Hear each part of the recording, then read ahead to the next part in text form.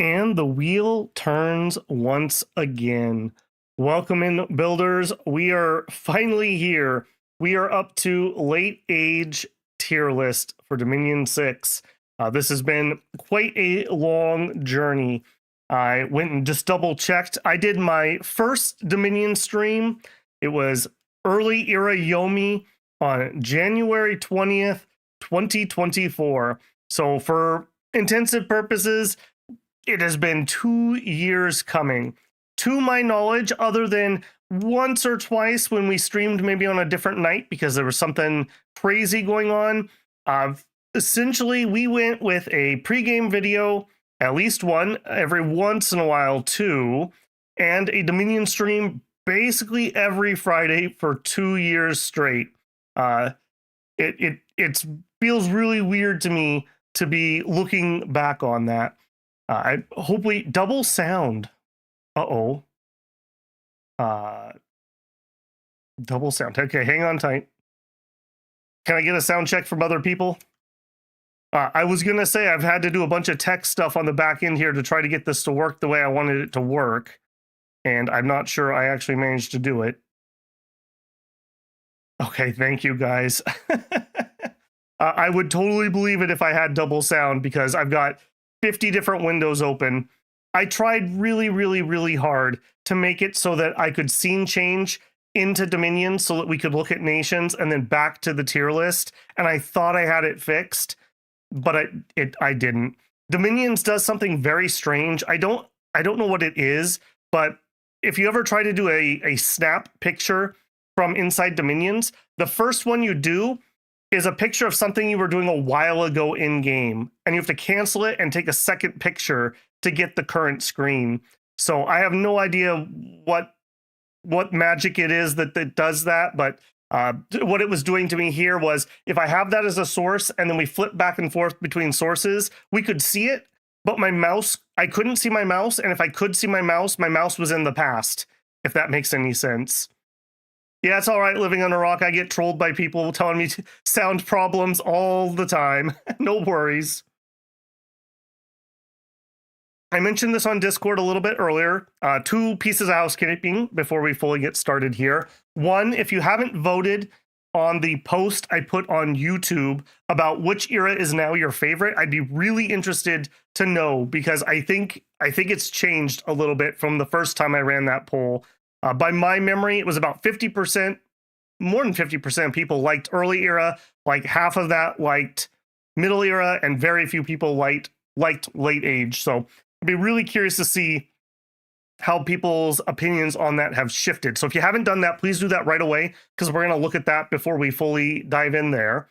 Second piece of housekeeping, I don't know if anyone said something on Discord. I didn't have time to check right before we went live, but if anyone is so inclined, a comment on the VOD of this with timestamps of like, all it needs is the time code and then space hyphen space, the name of the nation. So like 10-minute 05 space hyphen space Abysia.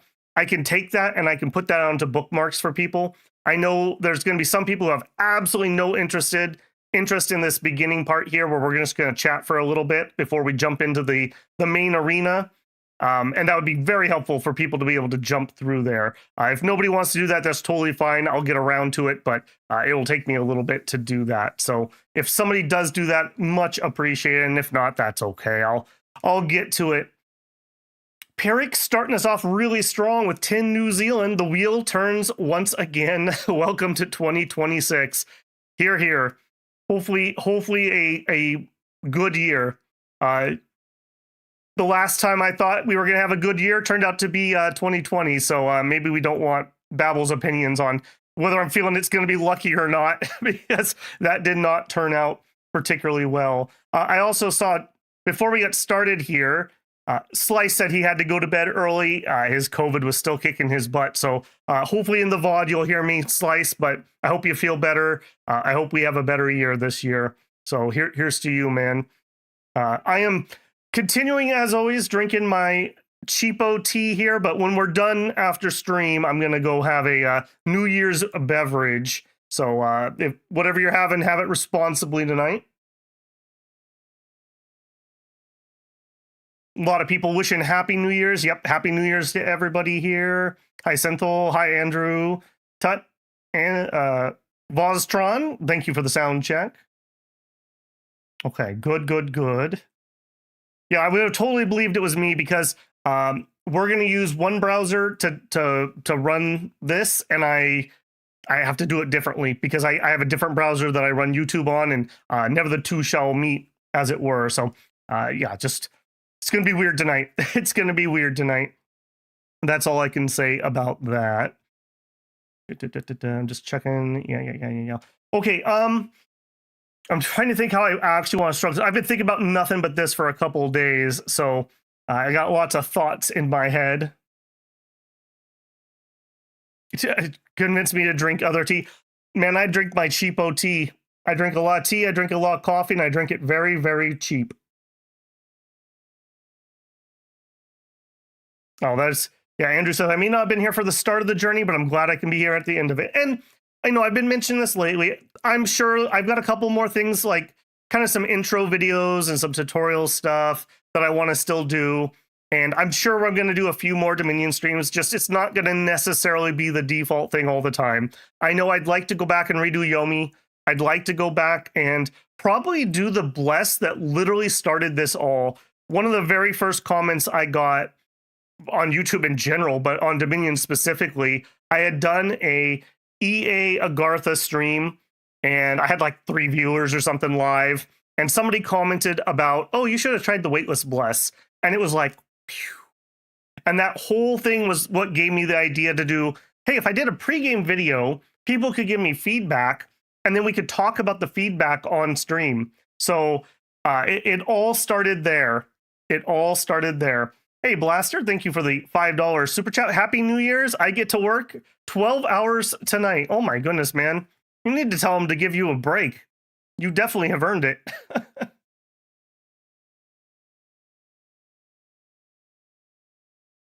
If I do want to drink something non-caffeine, I actually like it's a lemon zinger. It is kind of my non-caffeinated herbal tea. I like that one quite a bit, and I use the same cup, so I get a little lemon zing to it every once in a while. I figure, years ago, we all have our health things, and mine, I have an enamel problem. When I was very young, I had a really, really, really bad fever for like a month when I was very young, and it kind of messed up the enamel on my teeth. It just never got thick enough. So that's always just been a lifelong struggle. And I don't know, over a decade ago, I was like, I've just got to give up pop. I cannot drink pop or I'm not going to have any teeth. So I gave up all of the soda, and then I had to wean myself. I used to put sugar in my tea, and I'd put sugar in my coffee, and I had to wean myself off of that. That took longer, but I don't add sugar to any drinks or anything. And I'll drink a Coke or something if I'm at like a luncheon or something, but I don't buy it. I don't keep it around. I don't seek it out. So I literally drink tea. I drink some juice. I drink coffee, a lot of coffee, a glass of milk here and there, but not much else. So, gotta find what you like. Eric said I had to work at 4 a.m. this morning for New Year's. Ouch. That hurts, man. Flawed of Footballs, $10 super chat. A little something for the successful completion of almost 2-year project. I hope you enjoy your 3 days off before you start weekly Nation Gin games on Monday. Well, I do want to try that. It's not going to happen on Monday. That's for sure. But I do want to explore that a little bit. I think we could have a lot of fun with that. Yeah, we'll talk Dominions at a certain point. So I'm not going to quite hop into that yet. Sorry to hear that, but interesting trivia. Yeah, it is what it is. When I've only ever had 2 dentists in my whole life. I had the one when I was young, and then he retired, and I have the new guy. And the first time I met the new guy, he literally had a horrified look on his face the first time he was looking at my teeth. They're not bad. Like, they're not horrible. I had braces and whatnot and whatever, but I have to be really careful. I'll get a cavity if you blink. So I have to just be very, very careful on that. So, if that's the worst that you have, it's the worst that you have. I wouldn't suggest bad teeth and bad at sleeping as your character flaws. I shouldn't have picked those for character Jin. So, it is what it is. My dentist, for example, is a diabetic, so he has to have shots every day. I'd rather deal with this than that. So, we all have our things. It's not me complaining too much about that, although it is my least favorite thing. Okay, like I mentioned, I did want to say a few things. Are they British teeth? No, I had braces, and when I have a permanent retainer actually down here, it is what it is. They're not horrible. I smile with teeth in pictures, so they must not be that bad. So before we fully jumped into that, I believe it was last year's New Year's, I talked a little bit about the concept of 1% and what it meant to me. And I'm not going to retread that ground, but I did want to share a couple other life things with people. I don't normally go into that too deep on camera because I just don't think that that's the place. I generally consider my channel a place that we can escape, generally speaking, from the real world. We're here to talk about video games and nerd out and have fun. So I try to keep real life and that separated somewhat. I've mentioned in the past, I almost majored in poli-sci, and I do find politics very interesting. I follow several countries' politics pretty closely, but I don't talk about it here because it's just not the place. Like, one of my complaints about video games is, could we just not talk about real world things? Could we just have fun? So I try to keep that stuff kind of separate. I'm not going to go into that here, but just for me and life things, Babel is on his continuous run of it has been a hard 6 years or so. For the old timers, they'll remember last year, my well was going dry. So I had to spend all summer basically living off a drip of water. I had to pay and have a new well put in. For anyone who's drilled wells recently, it is not a cheap thing. I wouldn't suggest it if you get the option there. So that was last year. And then this year, I started a very small hey, I just want to winterize a couple things project. And it turned into, well, we found this, well, we found that. And it ended up me needing to basically remodel the bathroom. And then because of that, I needed to do some flooring because if you did one part, you kind of needed to do the other part. And then I still have part 2 of that project, but that can wait until summer when I'm not working and it's freezing cold outside. So just like last year, a huge unexpected expense came up. So it really helped me out. Everyone's generosity here. And just if you watch an ad or you watch a video, it definitely has helped me out. My job, as again, old timers will know, has been in pretty big threat. Before I started the YouTube channel, the position I used to be in was eliminated. I was lucky that I was both qualified and all the people above me went and did certain things. Like, I needed like 6 people to choose a very specific path when that happened for me to have the job I have now. And it's been on like the chopping block for years and years. And this year we had our contract negotiation and it was a lot better than I thought it was going to be. I thought we were going to get schlonged, but you could tell everyone we're going to double your pay and we're also going to let you all go. It doesn't matter how much they pay you if you don't have the job. So again, we're in a budget deficit. My state's in a deficit budget. So I am super duper nervous about Babel's continued employment.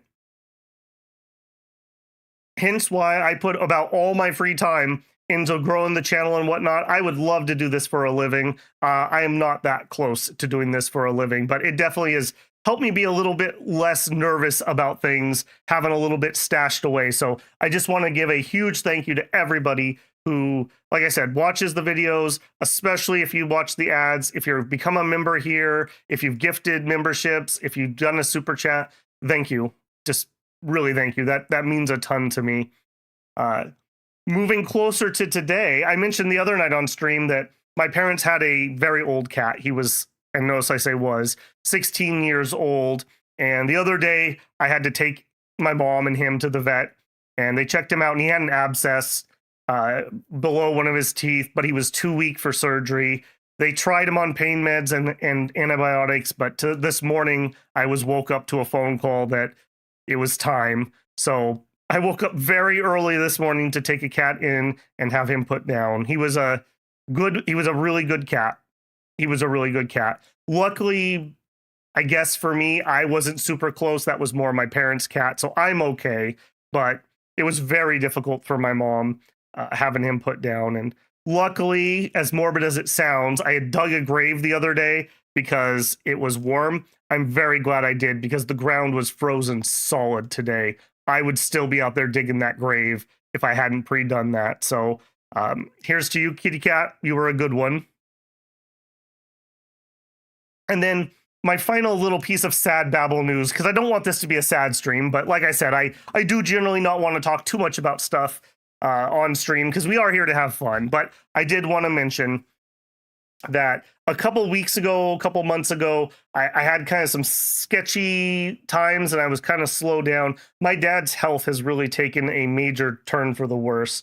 Again, for the really old timers, you'll remember I was really concerned when he got COVID a couple of years ago. And he actually did okay from that, but he never quite got back to normal. And after a long series of whatnots, we found out he had Parkinson's. And it's probably from the Agent Orange and the JP6 jet fuel from when he was in Vietnam. He did ground power. So ground power is like a mechanic or an electrician who works on generators for the Air Force. And so like, he has all kinds of stories about how they would sit, below the wings of the airplanes, and it was literally dripping Agent Orange on everything. So that's probably where it came from. But he has not been doing particularly well, and we finally had to move him into a nursing home, and it has not been fun for him. It's not been fun for us. So well wishes for my dad. I'd love to say I hope he gets better, but I just hope he's comfortable as things go. So I'm sure plenty of you have lost parents or loved ones, and it's hard. It's really hard. The physical thing is one thing. When I needed to physically help him, it's not so bad. It's the mental things. Just like my grandmother, he started to have a lot of signs of dementia, and it's gotten pretty bad. So I've really tried to make a lot more time to make sure I'm going down and visiting him and making sure he has everything he needs and just hang out with him so he has some familiar faces and whatnot. So we've kind of got over the main hump, like we're in the new norm now. But yeah, it's been a difficult one, and trying to make sure I go up and I try to help my mom and check in on her quite a lot because now she's living alone. So a big transition for her there. It's been a rough one, like I said, but I'm okay. My family's okay, such that it's gonna be. So yeah, so my apologies if things were a little slow there and I wasn't really talking about it, but I just wasn't ready to talk about that yet. So hopefully this year will be a little calmer. Hopefully things can continue to stabilize in all aspects of our lives and things will go better. So I just wanted to share that, well wishes for my dad are really appreciated. One of the things he asks me every time I see him, well, how's your company doing? He calls my YouTube channel a company. And I would say, oh, it's going pretty good. He says, well, how many subscribers do you have? So he is my number one fan. Even if he doesn't really understand what we do here, he cares a lot. He's supported me from the beginning of that, and he's supported me my whole life. So here's to you, Dad. I love you. Okay, enough of the sad times from Babel. Let's move forward. Like we will in our new year. I'm going to catch up on a couple chats here. I did see it. I was just kind of holding off there. Happy New Year's from Europe, from Elvenkind. Happy New Year's to you too, man. I hope you have a good one. Bombadionic says, hey, Babel, bought Dominions a few months ago, and your videos have been life-saving. Thanks for all the content, and Happy New Year. Happy New Year to you too, man. I hope you've been enjoying the game. I always say this, but if you post a comment on any of the pre-games or any of the streams, I read every comment and I respond to about 99.9% of them. Or if you want more direct help, you can always hop on the Discord. We have a Dominions channel and people are pretty nice there. Also check out Lucid Tactics channel, his Discord. He has probably the best source of Dominions knowledge that I go to when I have questions. So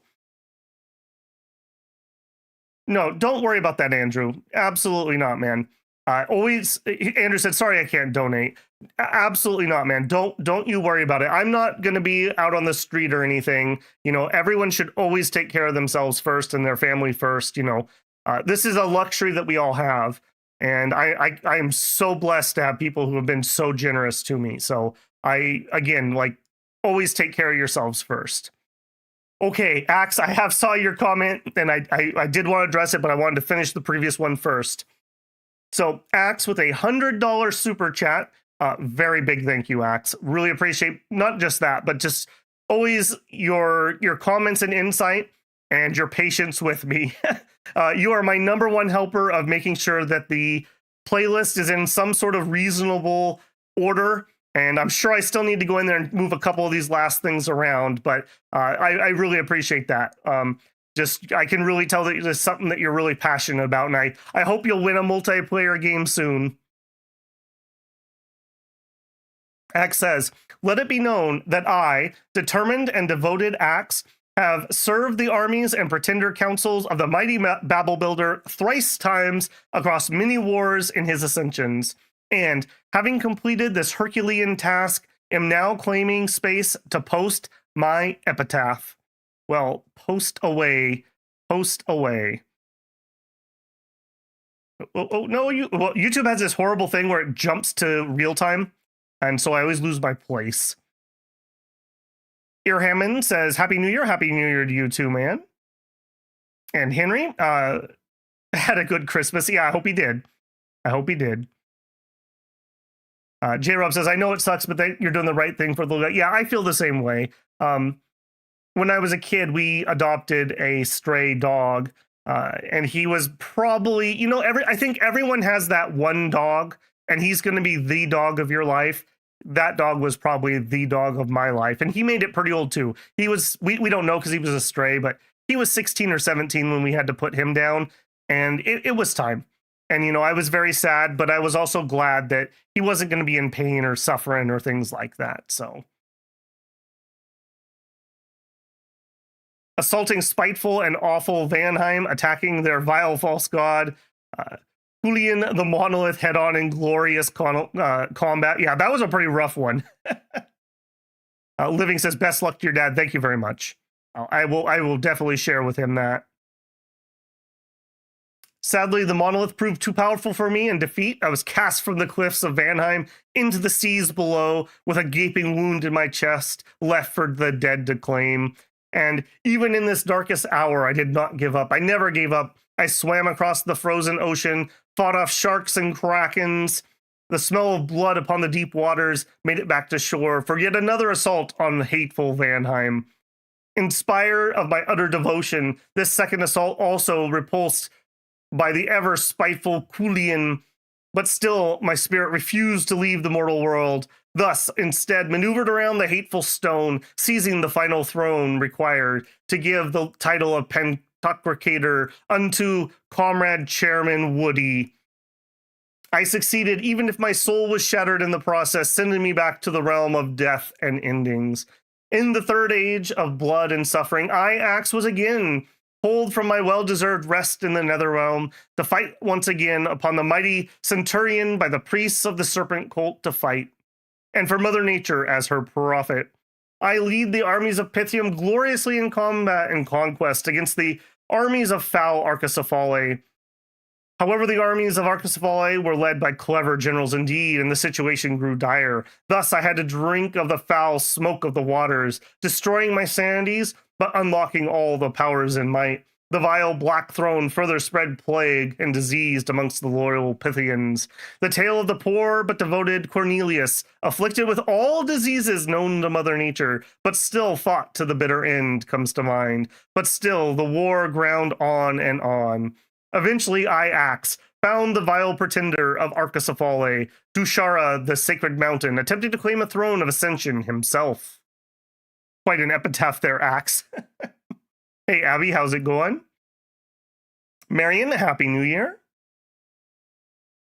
Marion says, no, you can't do Terra Invicta and then this. I'm going to do it. Watch me do it.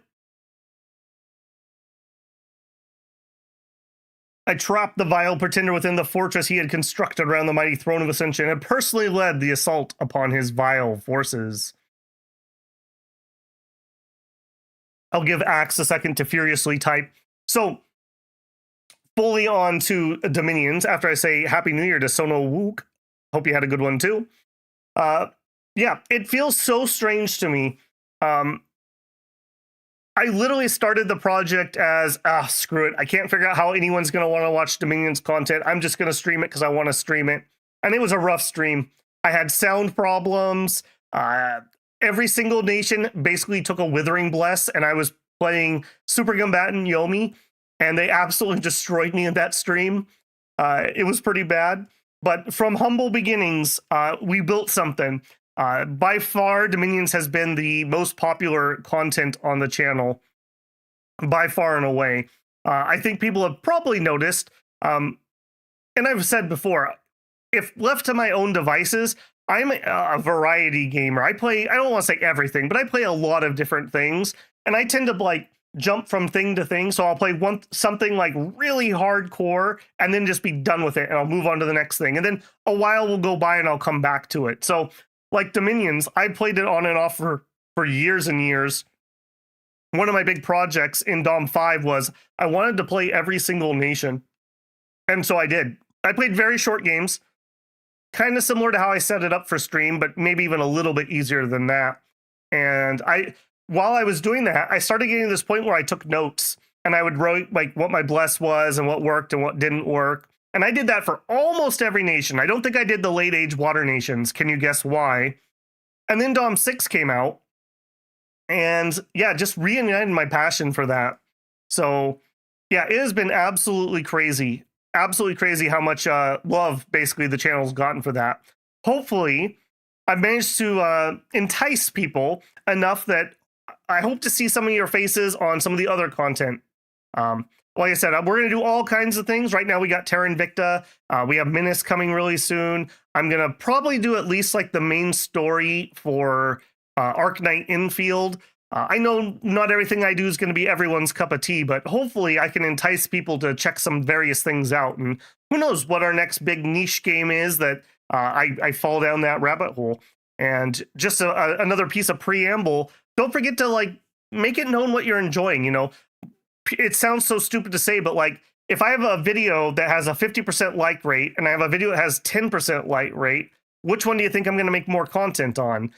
Same thing for when I look at it and views and comments and just excitement around it.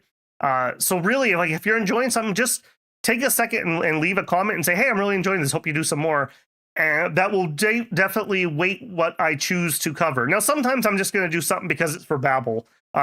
Last year, that was Disco Elysium. This year, it was Final Fantasy Tactics. Even if nobody watched it, I was going to do that because I wanted to. But for normal content, a lot of times, you know, it's a community. Like, it's not just about me, it's about us. And so I want to do things that people are going to be interested in there. Tale of Immortal. Yeah, Tale of Immortal was pretty fun. That's definitely true. Okay, let me finish Axe's masterpiece here. And the other feeble pretenders of the world could do nothing but hinder the cause of Mother Nature. And soon after she claimed just and rightful dominion of the world as Pantocrator. Sadly for me, my overexposure to the smoke upon the water forced my heart to burst once the war was won, and thus I went to my final and much-deserved rest. Also, let it be known, I hate YouTube Super Chat system for $5. Well, thank you very kindly again, Axe. I really appreciate that. Yep, there is a... Yeah. I always tell people, if you mess up a Super Chat, don't feel like you have to double Super Chat. Just keep chatting, and I will definitely read your comments. I know it's not the greatest system. I will say I did actually get a 95% confirmation that YouTube Super Chats in the US are now tax-free. So, yeah. I don't want to cross into the realm of politics, but I appreciate the no tax on Super Chats. That's going to be really handy to me, actually. I missed the Monster Breeder series. Well, and the dark side of that, Sono, is at some point I just need to admit that no one's interested. Quasimorph was only getting like 200 views a video. I can't justify what time I have to spend making content if no one's watching it. So, yeah, it's difficult because I do like to see things through to completion. Again, see my comments about, fine, I'll just do it myself because nobody else was making the content I wanted to watch. So it is a hard line to walk for sure.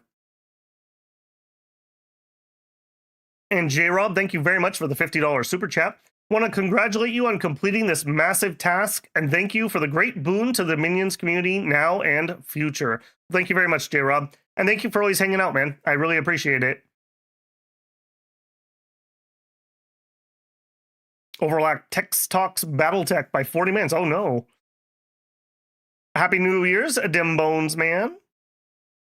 Just for proof, no, they are not tax-free. Well, next year they should be, is my understanding. We'll see. I'm gonna get an actual consultation on that. So don't worry about me there. Okay. When is Immediate 7 coming? Well, you have to ask Ilwinter that. I do not have any insider knowledge there. I have never had any insider communications, as it were. Okay, let's jump into content proper. Let's actually start this. What are we at? 35 minutes. Hey, turn 1, only 35 minutes. Just out of curiosity, is anyone in chat planning on doing timestamps? Like I mentioned, it's perfectly fine if no one else wants to do that. That is my responsibility, but it will take me a while to get around to that. Either way, Babel, at 35 minutes-ish, you should probably put a bookmark right here. Okay, thank you, guys. I appreciate any help on that, even if it's just a single nation's timestamp. Do you think they add mounts for Dom 7? I would be shocked if they did. I would be pretty shocked if they did. Okay, this is going to be a little bootleg here because, like I said, I tried to make it so we could alt-tab back and forth between the game and our tier list. I just don't think it's possible, at least not the way that I capture the game. So we are mainly just going to be staring at this screen for the next foreseeable future. So we are on tiermaker.com. Thank you very much, Tiermaker. These are really nice. And I believe this is the same person who made the previous one. Cameron Rose made the initial tier list, so that means he uploaded all these. I did have to add our newest nation, so that's why this one looks really ghetto, because I didn't have time to fix it, because I didn't realize that we were missing a nation until I thought, wait a minute. But other than that, thank you again, Cameron Rose, for sharing this with the community. I think the way I'm going to do this, I think we're going to go down the list the same way the list is organized on the Dom6 mod inspector, which is going to be late age, and then I believe it's by nation number or nation code. I think we're going to do it that way, so if I need to pop over here, I can find what I need to look at really easily. So first up, we are going to have Abysia. Let me get that up. Okay, yeah, good. Okay, so just like last time, S tier is going to be our absolute cream of the crop, really powerful. If you're trying to just win, this is the nation to pick. Maybe even could use a little bit of a balance pass to bring down. A is going to be really good. B is going to be perfectly acceptable. C is going to be, it's below average, but you can still play it. And D is going to be like underwater nation tier. These are going to be the nations that just do not function for whatever reason. You shouldn't play this unless you're looking for a challenge. You're just playing it for fun, or I don't know, you're a masochist or something. Put it in windowed mode. I don't know, man. There's something about the way that game prints on your screen that I thought I had it fixed, but I didn't, is all I can say. Yeah, it just didn't work. I tried for like 2 hours today and I couldn't get it to work. So I had it all set up because we were going to go, boink, this is Dominions and then this is us. So I had it set up. I really did try. I even made my camera be in the same place so it didn't look weird, but it failed. So, okay, let's look at Abysia. So late age Abysia still has relatively good armor. They're not the best anymore. They have cooled off. You don't have a lot of true-blooded Abyssians left. You have a lot of human troops, the human bred, as it were. Oh, and I already did this out of order, what I said I was going to do. Okay, well, we'll do this one first anyways. They do a lot of blood. They still do a lot of fire. They have a little bit of death, which is nice because they can do smolder ghosts and they can do fossilized giants, which are two actually pretty good summons. The downside is those are both gem dependent, and gem dependent nations really suffer in late age. If you don't start with the gems you want and probably beeline the gym ginning spell or ritual, you're going to suffer on that. We've had a couple late age streams where we got very lucky and we had good gym income, but more often than not, it's been incredibly disappointing. We've had a couple streams where I voice of Tiamonted every single underwater place and found like 1 or 2 sites. It has been incredibly rough, even compared to middle age, which middle age I don't feel is too bad, but late age you really feel that site.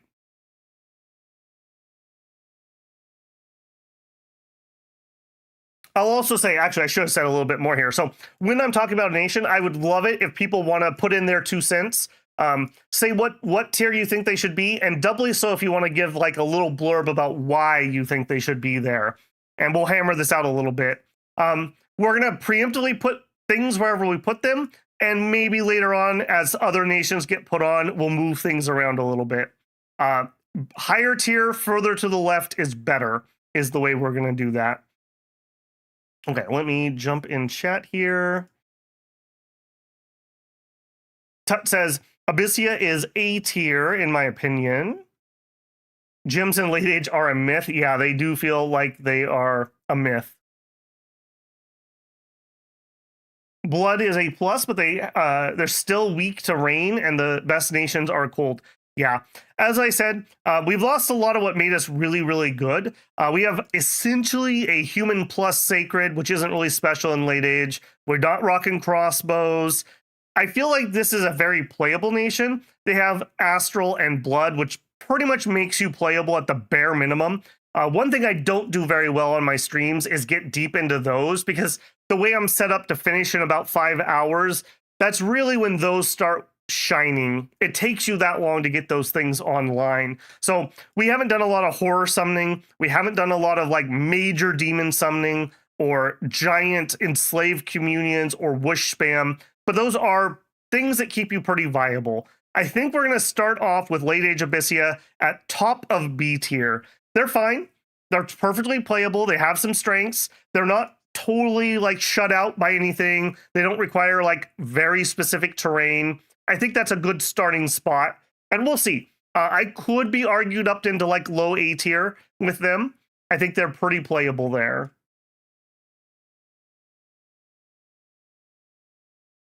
And again, we'll see. It's all going to be relative to each other, so we may bump things around. Okay, now let's actually do these in the order I said I was going to do these in. So second up is going to be Arcoscephale. This will also be a test if I can recognize every flag. So Arcoscephale, we're still human. We still have the same mystic that we have had since early age. I made the mistake once of throwing the mystic out as an example of a mage who changes, and I got roasted in the comments. Mystics are mystics, and they never really change. But we are definitely less magical than we used to. We don't really have the Sibyls or whatever they were, casters. We still have some, but they're not as strong. We do have iron troops, and we still rock phalanxes, who are fine. We're one of the human nations that maintains the long reach spear, as most people have moved down to length 1 or 2 weapons. So that is pretty decent. We have a very mediocre human sacred. The what are they? The Sacred Brothers or the band. They're humans. They're not incredibly amazing. They're okay. You definitely can give them a bless that lets them do something, but that's not like stellar praise here. We do have astral, so you do get that. We don't do blood, so that's unfortunate. We have basically the same summons that we've always had, and they would be pretty good if we could afford them, but late age, that makes it a little difficult there. If we do get them, we do have some summons that are really, really good against undead and demons and blood hunting. So that is something that's kind of interesting, although how often you actually get that off, I don't know about that. We also suffered pretty greatly from the horse nerf. I think their cavalry used to be better than it is currently. They have a great death game and point buff potential, but they lack anything truly powerful. Yeah, and because we have so many randoms, even on our astrals, it's a pain in the butt to do those scripts if you don't want to just throw a communion accepting that everyone's going to die. So they're fine. They work. They don't also have crossbows, which is unfortunate there. So again, I think we're dropping that in a B tier. Totally playable, human standard, has some workable magic, but I'm not like jumping for joy. Oh, thank you. I also didn't mention Mind Hunt. One of the premier Mind Hunt nations still. And that's pretty good in this age, especially for shutting down Lemuria. Lemuria does not love to be mind hunted. They're not as weak to it as other people, but if you wipe out leadership with that, you can just make entire armies crumble away really easily. So that is at least a little bit. The downside is, though, most nations, I would say, are rocking some amount of astral. So you have to be really careful and either know the nations or look them up and make sure you're not targeting somebody who's going to enfeeble you right away, or not enfeeble, feeble mind you right away. You do have healers still, which is nice, and you can fix that. Hence, why they're one of the better nations for doing that. Again, these may change as we put other nations in, so we shall see where we end up. Next up, we have Phlegra. All right, here. Phlegra. One of the few nations that still has some monstrous units. We have our tyrants. One of the nations that has arguably the best recruitable super combatants. They're not sacred. They still are thinking they're going to beat those darn gods. We're going to get them this time. And they've tried really, really hard. Outside of that, though, they do have some decent archer potential. They do have some fun cavalry. They do have some unique, like the oppressor mages are still interesting and can do stuff. Their things are very expensive. They need a lot of resources, and it's very, very hard to start your cap circle. Like, this is a nation that you need a plan of how you're going to get your cap circle. Once you do that, you can get going. But man, the starting army is pretty bad. And you also don't really want a huge bless, but you're going to need something to expand with. So it's a weird design space there. I do feel that this is not actually one of the more powerful nations. I think that Phlegra is pretty outclassed by a lot of other things that it can do. See what other people are saying here. B tier until the volcano explodes, and then A+ for the Gigantes. See, I feel like they are relatively able to be countered. I don't actually feel that they're that high. Another thing is, while I don't really, this is not a multiplayer tier list necessarily. In multiplayer, I feel like you are very rushable. You just don't have enough troops fast enough or good enough magic to do anything to save yourself unless your god can save you. Because everyone knows that on turn 32, you can start having the volcano awaken and you're going to get your super combatants. And nobody wants you to get your super combatants. So I actually feel like this is one of the weaker nations out there. Are they so weak that I would say don't play them unless you're just doing it for fun? I don't think so. I think I'm going to put them bottom of B, and pretty hard bottom of B to me. Maybe in multiplayer, if you can finesse your way to live long enough, maybe they could bump up if you can really make some good use of your super combatants. The Goat Knights were interesting until they gave better ones to Pirine. Yeah, and there's another thing. They did lose some of their uniqueness to Pirine, who also, for some reason, gets the Mouflons. I guess it's the Cyclops connection. So, yeah, that's the thing. You also need a lot of gems to craft gear for the super combatants. They're very fun, though. Just on fun alone, I definitely can't put them down in C, I think. Zinbear says, but I think that they're fun. Yeah, me too. Super combatants can't starve, which is a plus. That's true if you're fighting Lemuria. But even there, you're going to need the right bless or Lemuria is going to be able to beat you. Okay, let's start there. And then, again, I'm willing to move things later on. Next, we have... I'm alt-tabbing to the Dom Inspector to make sure we go in the right order. Pangaea. Okay, Pangaea. Finally forced to stop being Luddites, and they have tried to modernize, and they've done pretty well. If memory serves me, they can build castles. Castles are fine. Everyone else is building citadels in late age, but castles do it. They're okay. They're hard enough to siege, and they give you the command points so you can get things recruited. They still have pretty decent nature magic. Their sacreds are interesting, if not stellar. I think they're better than most humans, but they're very human-like in their function, let's say. Being not humans does give them an advantage. Everyone else is running around with human troops, and you have centaurs and you have satyrs. Satyrs are kind of whatever, but the dryads are decent, and the minotaurs are still good. They have a very, very usable sacred in the, oh, what's he called?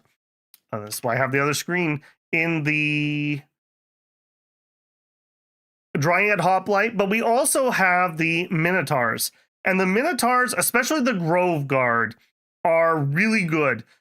Grove Guard just, that is pretty darn good. A battle axe, a plate, halberd, an iron cap, and they go berserk. So you have 19 production before you go berserk.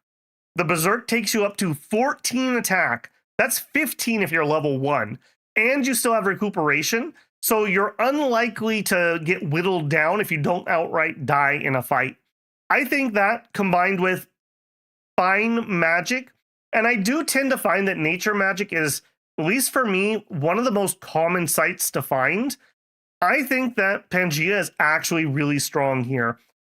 You do still like having forests, but we're not as reliant as we used to be because the forest troops don't really matter as much to us. I don't think that they're a I win card, but I do feel they're very strong. I think they're going to be at in A. Where in A, I'm not sure, but I definitely feel they're stronger than the options down here. Now, downsides, I don't believe we do much blood, if at all. Yeah, we have a 10% blood chance, and that's basically it. We do have a Sage, which does give us Astral, so we're not, like, knocked out of that. So that's a little bit of a saving grace. If you have no blood and no Astral, that's a little bit more shaky, I would say. But they do. They have the Sage, and he's a very efficient researcher, so I feel like that's pretty good. They also have excellent crossbows. Yes, Andrew. Very good crossbows. The snipers and the Centuride ones are both pretty darn decent there. So I feel that that's pretty justified for them. I'm pretty happy with a space for them there. Pythium, the Serpent cult. Pythium here. All right, Pythium. One of the Urmor successor nations. They have integrated with the remnants of the Sarmatians. That happened back in Middle Age. So we still have the Urmoran-like troops, which are very Romanesque. So we've got tower shields, we've got heavy armor. We tend to have short swords or broadswords for the most part in this age. We have some actually very, very heavy human troops. The, which one is it? The Primari Solaris. Also, we have a couple outside of fort recruits that are actually pretty good. We would like to do Foul Vapors. Dom 6 actually made it a lot harder for us to do our Foul Vapors, but we definitely still can. Our Bless also gives us free poison resistance, so that's kind of nice just to have that. And you're definitely going to want to have that if you do it. So decent troops. We do have blood access. I don't think we have... Yeah, we have a little bit, like a 33% chance to get some Astral. So it's in there. We have some decent summons. The Urmor summon line stuff, so things like the Hamadryad and the Lar. Lar is a pretty good summonable guy still. Definitely like that. We also get to do the Hydra stuff. The Hydras are incredibly fun. Are they the best? No, but they're really fun. If you give them a bless where they can survive crossbows, and if anyone wants to say that crossbows didn't contribute to the death of all the supernatural creatures, run a non-crossbow protected Hydra build and see if you feel the same. Crossbows absolutely wreck their crap. Now, if you solve that problem, Hydras are pretty good. Someone the other day mentioned maybe giving them a heat aura, because that means there'll be a poison and heat around them, and the heat aura gives them some heat resistance, some fire resistance, which they actually could use quite a bit too. So while you've wanted to do Hydras in early age, and you wanted to do Hydras in middle age, You finally can do Hydras in late age. Is it the best one ever? No, it's really not, but it's fun. It's pretty fun. Again, the Recruit Anywheres are also pretty decent. Let me see what people are saying. So, Axe says C tier. Tut says C to A. Yeah, it is somewhere between C and A. You are right, Tut. S rank for the snake. I don't think that the snake saves it, unfortunately. I'm a little bit torn on this one. Are they worse than Phlegra? I would be really hard pressed to say that. I would say these two are pretty similar, different ways, but very similar to each other.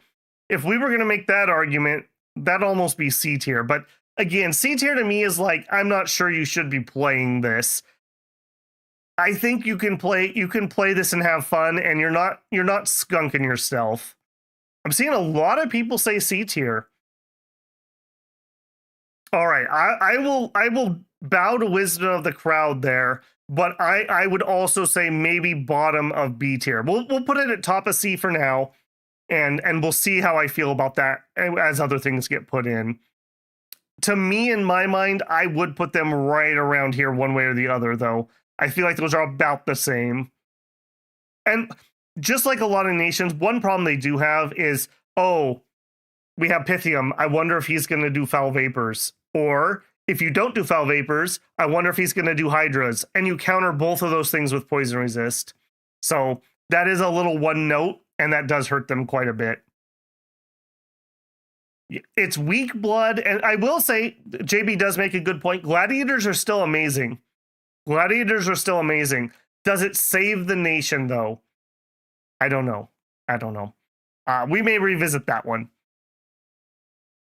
Next, Lemuria, Soulgate. This one I find very hard to place because in some regards, uncountered, I would say these are like S tier. However, if everybody in the entire game takes magic weapons or solar weapons, or just happens to roll it, they're kind of laughable. They're like cartoon villain level. You take a while to get rolling, and if anybody bites the bullet to come to stop you, I don't know how great your chance is. How much of a penalty is that, though? Because we are not completely beholden to money. So as we kill off population, as long as we have a good baseline, and we can have enough temples for enough death income, we can definitely do that. We have 2 varieties of immortals that we can summon. So every time you invest those, let's say 30 to 50 gems, you have a good commander / thug / mage for the rest of the game. We have relatively spammable Winds of Death, Rigor Mortis, Utter Dark, Burden of Time, Well of Misery. All of those things are pretty darn powerful. Yeah, Feast or Famine is a good way to say that, Synthel. That's a pretty good way to say that. Also, I used to run a very tiny Steam group that was called Feast and Famine. Pro tip there for the ancient Babel lore. They have potential to go to A tier with the careful planning and a good early game. Oh, he's talking for Pythium. I don't think that we can raise that to A tier. I could argue B, possibly. Hey, Scott, how's it going, man? S tier in theory, D tier in practice. See, that makes it very hard. Bone grinding. Yeah, you're basically immune to bone grinding, and you can absolutely just schlong people with that. There's not much you can do to protect an army against bone grinding. But Morbin also, with a great point, you force people to adapt to you. I would say you can make the same argument for Pythium there. Spooky Ghosts are S tier. They're a must counter. S, but you're going to lose multiplayer because no one likes you. Just like every Dom Kill Nation, everyone says that you should die, but somebody has to actually do it. And for anyone who's played multiplayer, nobody wants to be that person because you don't get anything out of them. When we played our Marignon game, I had to go kill Lemuria, and we took a single province somewhere else that was worth like triple the entirety of Ermor's lands. It was ridiculously bad. That all being said, I feel like this is probably an S or the high end of A.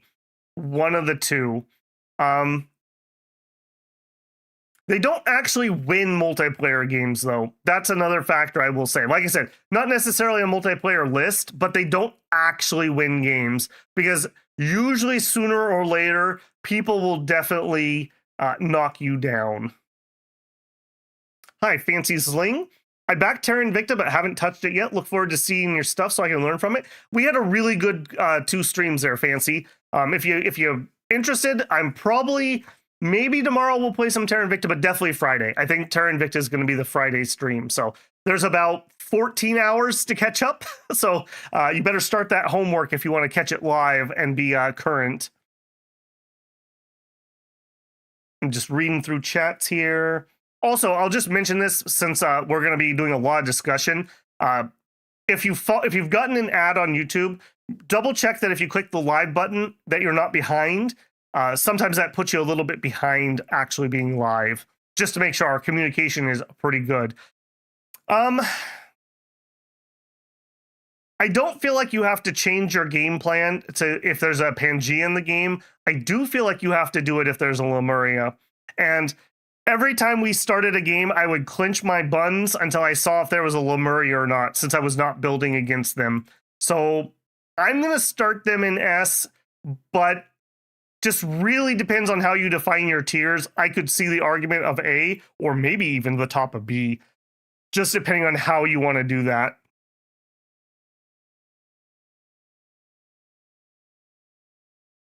It also depends on how much infrastructure you can build before people want to come against you. Once they have to build like a bajillion items to feed their armies, you become a much less appetizing fight. Plus, now that magic weapons is not a freebie, because like in Dom 5, I took magic weapons on like every build, or a lot of builds. I don't feel like I see as many magic weapons anymore, unless people have specifically grabbed them to counter something. So just food for thought on that one. Maybe we'll revisit him. We'll see. Next up, Middle-Aged Man. The man, the myth, the meme. People absolutely love Middle-Aged Man. If you haven't checked out my thumbnail for that one, I found that hilarious, as did a lot of people. Know your audience, I suppose.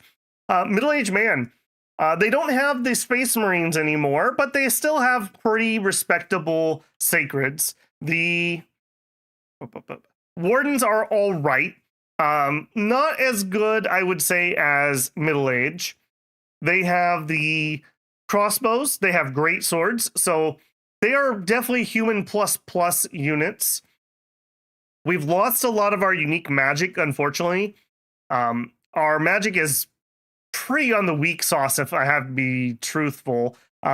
2 air and an earth and an astral, or a glamour.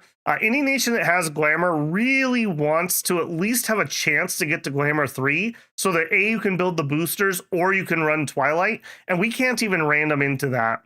I think we have a hero that does that, maybe, but do you want to trust in a hero? I don't know. We do have some interesting mechanics because we can do drain and then research in the drain, so that's kind of unique. We have some okay recruitables from outside of our forts, but otherwise we have a lot of like indie level dudes, basically. Like, they're not like stellar unique type troops, so I think that hurts them quite a bit. Now, they do blot out the sun with their crossbows, and that is really good. If I remember right, we had a really easy man stream. I think I literally just blotted out the sun with a bajillion crossbows, so that's pretty decent. Let me see what people are saying here.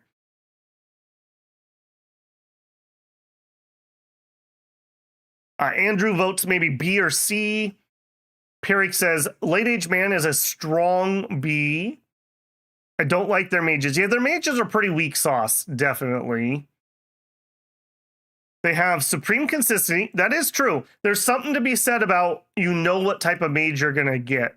And 2 air is good enough because you can work your way into Storm, and that gives you 3 air. And 3 air is kind of what you want if you want to do real offensive air magic is at least Air 2s so that you can Storm Power them into Air 3s and have the option to Thunder Blast at least.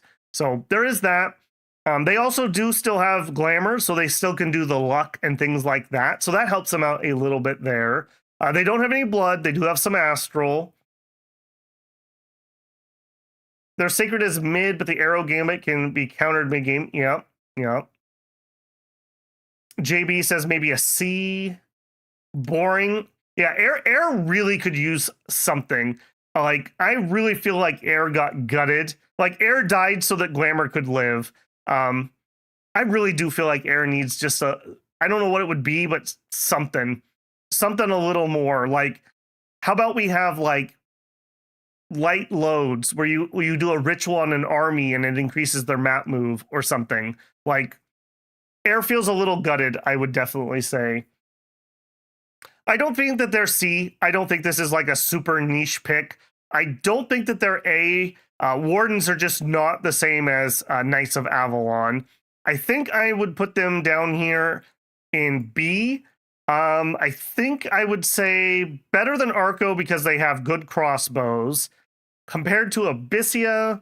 And, you know, while I am going to try to order these, I definitely feel these are very mushy spots. I feel like you have a consistent game plan, which I feel like is the same here. We both have Astral, they have Blood.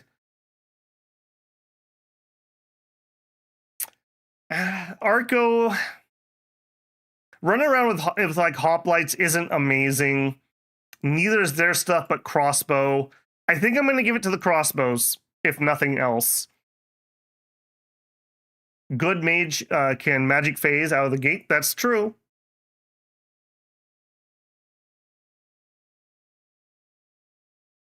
Yeah, let's start with that there, and then we will see how we feel about it.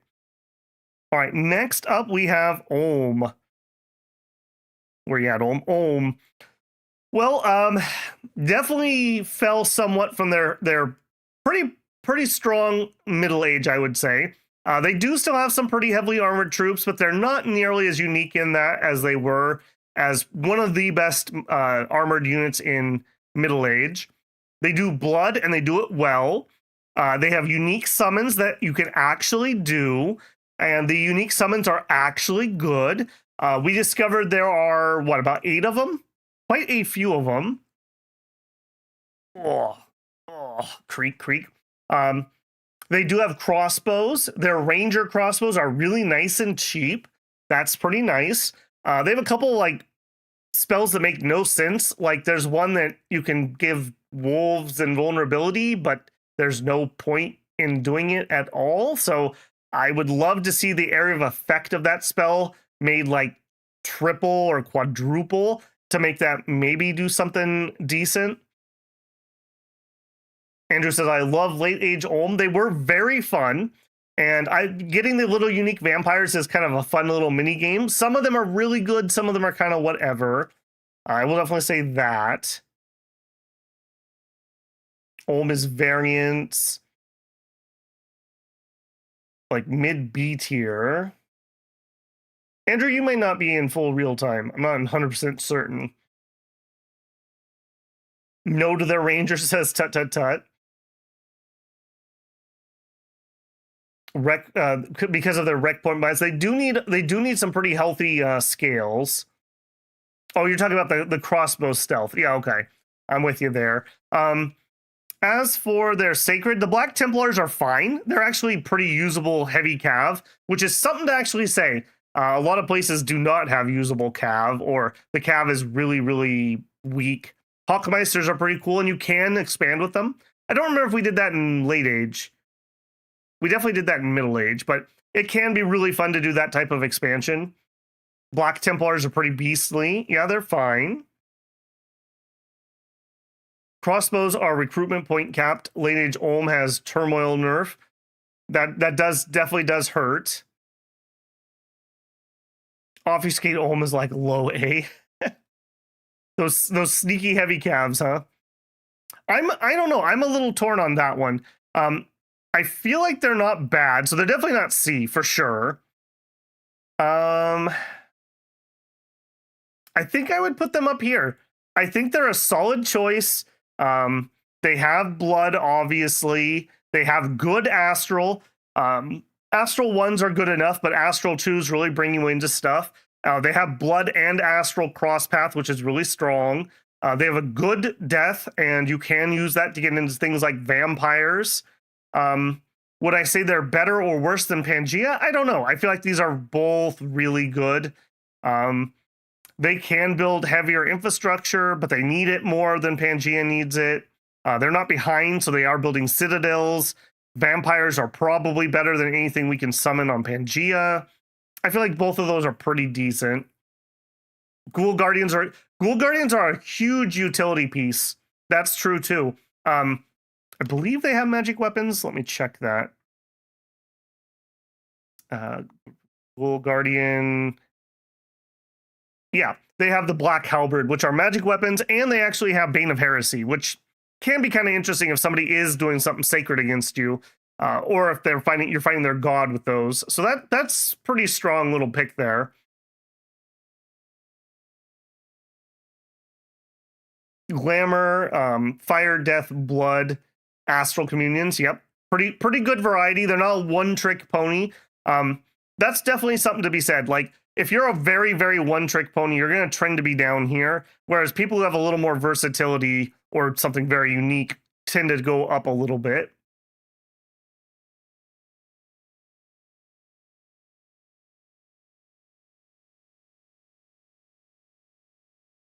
Okay, people generally seem to kind of agree with that. A couple people say maybe they're a bit lower. Okay, next, let's take a look. We have Agartha, my beloved. Late age Agartha. I always try to say, people ask me, because I know I like Agartha, what I think that the best Agartha is. And it's always really hard for me. I really hem and haw quite a bit about that, because statues in middle age are very strong. Early age isn't the best, but they do have some good magic, and you can do a lot of sacred shenanigans. Here we have crossbows. We have very heavy infantry and usable heavy infantry. We have a usable heavy cav, if not, he's an interesting heavy cav. He's definitely not the best. Blind fighters are an interesting sacred that you can make them do pretty interesting things. They're like human plus plus is kind of how I would put those. We are underground start. There's not that many people that we have to compete with for that, and I think that is a strength. I definitely feel they're better in 6 than 5 because of the underground start. I feel like that's a huge bonus. We also can do big undead armies. So again, just multiple threat vectors. I think that I value that pretty high.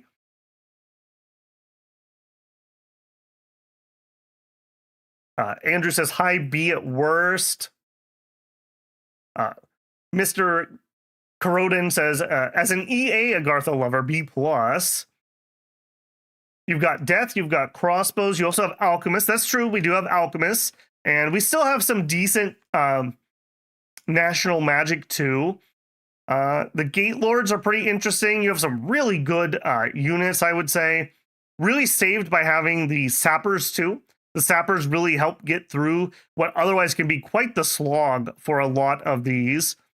The Umbrals also, if no one's taken the magic weapons, can be absolute just...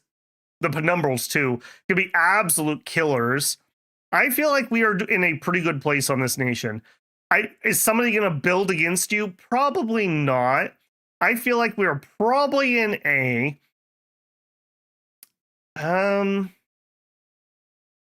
Our crossbows are probably not as good as either one of those other two. We do have the advantage of being underground, which I do give that quite a bit. The Cave Drake calves are good. Yeah, I agree. They are pretty good, and they're pretty unique, too. One of those Cave Drakes costs like 2 or 3 Earth Gems to summon, and we can just recruit them. Like, that's pretty crazy. The Iron Warriors are fun and interesting. I feel like they're pretty good. I'm going to put them in A. I'm going to put them in here. I don't know which of these is in which order, but I feel like they've earned a spot here. If we didn't have the cave layer, I definitely would knock them, but I feel like the cave layer is going to keep them pretty honest. Sithel says, middle-aged Agartha is my favorite Agartha, but I am into robots, so S tier.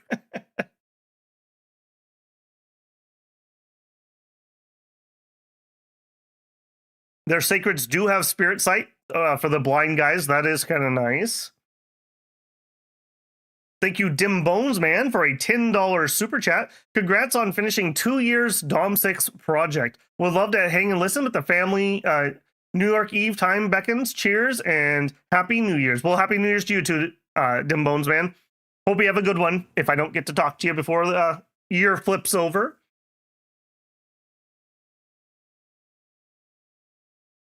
Late Agartha Moggs Lemuria. Yeah, I do agree with that, but how much do we value countering one nation? I don't know about that. But yeah, we can do undead stuff so we can get in there when the food runs out. We have fire magic, and we have water magic, and we have, pretty sure we have astral, right? A smidgen. Maybe we don't. And we have a smidgen of astral, but it is there. I'm going to leave it there, but I could be convinced otherwise. I do feel like this is a nation that is very hopeful they get some gym income because they can make good use of it, whether through the alchemists or summons or otherwise. Rare astral, though, I will definitely say that. Okay, next, Marignon. Another one that's a little hard for me to place. You get a bajillion free... Oh my goodness. Hang on. Marignon. This one. You get a bajillion free bless points for some reason. I think you get +3. I don't know why. I feel like that's a remnant from a previous system more than anything else, because I don't feel like they're particularly weak. We are a little coastal and a little cap reliant to get a lot of our leadership. We did feel that pretty strongly in the stream. We do have a lot of different types of sacreds. We have the Hand of Justice. We have the Deliver of Justice, which is a sacred crossbow. And we have the Flagellants. We also have sacred summons, and you're probably likely to at least get a little something out if you want a sacred thug or just some extra bodies. So I feel like you can do that. We also have access to a really good pretender in the Baphomet, who is just incredibly good for what he does for the nation. He has the exact paths you almost always want, and he's dirt cheap. So that is a pretty nice little boon there. A for the Flagellants being recruited everywhere. I feel like the Flagellants are still fine, but I feel like they were better earlier. Crossbows will be pretty bad for them. And I feel like the armor... Like, the flails are fine, but the armor's kind of caught up for more nations, so it's a little less, like, bad. Marignon's a C, says Tut. Oh, I don't know if I'd go that low. We do have some sailing, so that is kind of nice. That's a big utility piece. We are, I would say, strong blood nation, if you can get it up and running. We do have the Blood Astral cross-pathing chance, and a lot of good summons if you set yourself up for it. The leadership problem is kind of a thing. We do have crossbows, and we do have heavy infantry with greatswords or halberds, whatever your choice is there. And I value that pretty highly. I feel like those are really good troops for the era. Nice magic. Marignon's slow. Marignon is slow, but you do have sailing, so I feel like that balances itself out a little bit. Recruiting more sacred, solid troops. They also have some problems with old age, too. They do have Inquisitors, which is kind of nice. That is definitely something. And you do have a recruitable Holy 3. I think I'm going to plop them... I would be more scared of Marignon than I would of Arco. Am I more scared of them than Man? I would say yes, but that's very close. You're looking a little sketchy here. Maybe I'm going to put them at the top of B. I do find them to be scarier. The sailing, the variety of magic, you can do air, you can do glamour, you can do water, you can do fire, astral, blood. We don't have a particularly good special blood summon, but we're pretty good at actually getting the demons out, I would say. Hurt pretty badly by the nerf to some of the construction items, the lifelong contract and whatever the other one was. That hurt them a lot. That used to be like their thing that they did. Mr. Ktonian says, way too high. Ladies Marignon is so late game, it's not even fight. That's true. They are very slow to do that. Angels are fun, though. They definitely get some fun points. Okay, let's knock them down to like mid B for now. And again, maybe we'll look again. Maybe we'll look again. Okay, Abysia comes up. We did Abysia already. Ragha. This used to be arguably one of the most powerful nations in the entire game. They were ridiculous in 5. Changes to the Bless, changes to the nation, changes to scales, I think have all hurt Ragha quite a bit. The Haldens are still good, but they got split into 2 with the mount change, and that hurt a lot. Weirdly enough, one of the best mounted units still, but also one of the most affected by that split. Very weird on that one, I would say. They have a really cool mechanic with they want to do 2 different temperatures, but in practice, you almost have to just pick one or the other. I tried really hard to make a neutral work where you got some of one and some of the other or whatever. But when you go to neutral scales, you can't recruit either. And that just absolutely sucks. I wish the reward was neutral. I wish it was cold and neutral, and your other unit was neutral and hot. And I feel like they would be way more interesting to play neutral, because then you could get a little bit of each. You can do shenanigans like go cold 1 and then rush Eternal Pyre for your capital. So you are going to have cold everywhere else, but your capital can get the Zaholdens. That's pretty good, but again, that's like, okay, you need the number of gems. You probably need to design your pretender to do that. You still need to make a bless for these Zaholdens, so they are actually good. That all being said, we did dig ourselves out of one of the worst starts we've had in late age or maybe any age.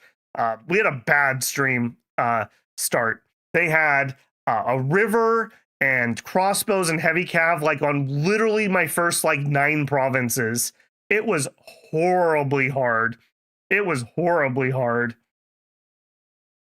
The Griffins are better now. They are. They definitely are. Maybe bottom of A, says Mr. Carodin.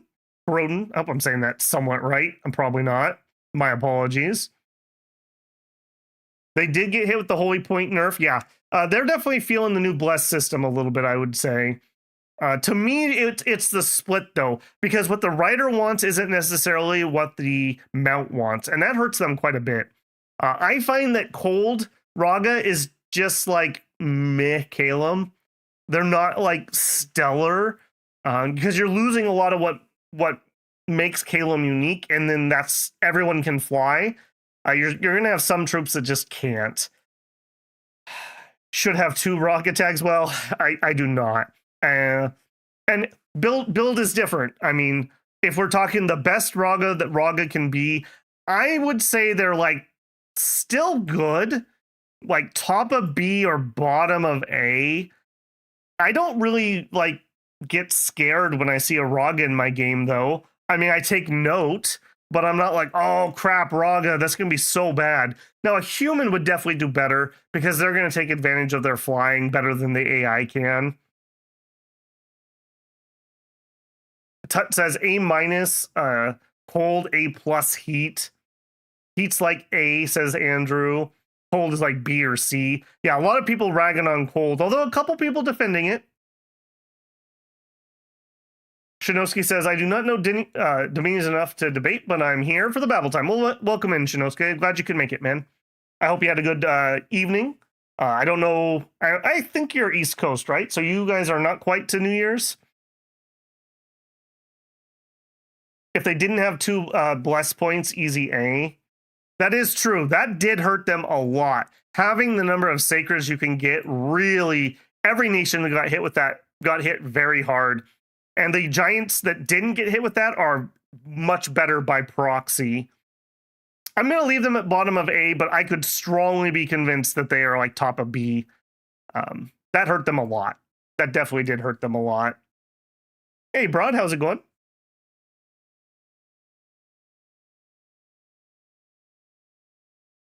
You are West Coast. Okay, interesting. All right, well, I feel less bad about making you stay up so late then. I thought you were East Coast. I'm like, dude, you need to go to bed, man. You're always up. One of the few people that usually can make it to the end of my late streams. The downside to being on the West Coast, when it's 9 p.m. for me, it's midnight on the East Coast. So makes streaming midweek very hard for me. Okay, let's take a look at the next one. Late age Caelum. All right, Caelum. Okay, well, we were just talking about this. I don't know how I feel about Caelum. They're definitely not my favorite. I do like the flying, and I do feel that has a lot of value. I feel like you are very bound to being in cold. Now, sometimes that's good. However, being a cold nation just means that you have somebody in your game who is probably looking at you with very, very hungry eyes. And I feel like being a cold nation in late age, if you're not named Atlantis, that's a disadvantage. You don't have even the versatility that Ragha can try to do. But that being said, you also don't get pulled in two different directions. I don't think I liked their Sacred particularly. Yeah, we have the Iron Hail Archer, which is garbage in this age, and we have the Earthbound.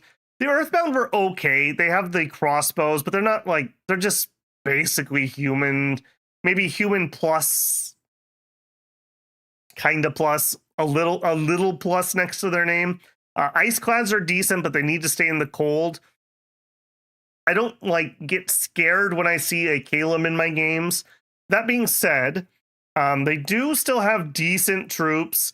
They do still have like some ice weapons, which are free magic weapons. So that does mean that Lemuria doesn't love that. And Lemuria is kind of likely to go cold. So if you figure out that you're near them early, you might be able to rush Lemuria. And there might not be even much Lemuria could do about it, because you could probably just eat them if that was your plan. That is Lemuria up top. Yep. It's the undead eagle. Don't you recognize it?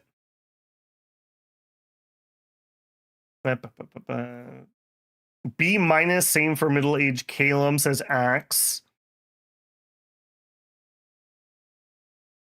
B tier with an asterisk. I would be willing to do that. Generally speaking,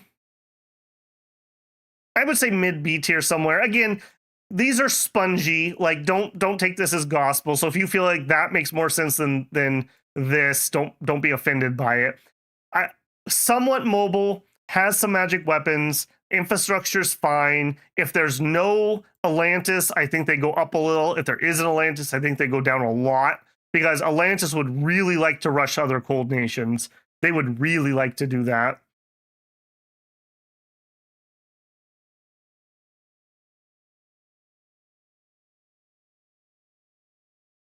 Ulm is also exponentially better with no Lemuria. Yeah, I mean, it's so hard to put nations like this on a tier list, because it's like they are defining to the game, but they're not necessarily good. They just force people to respond to you.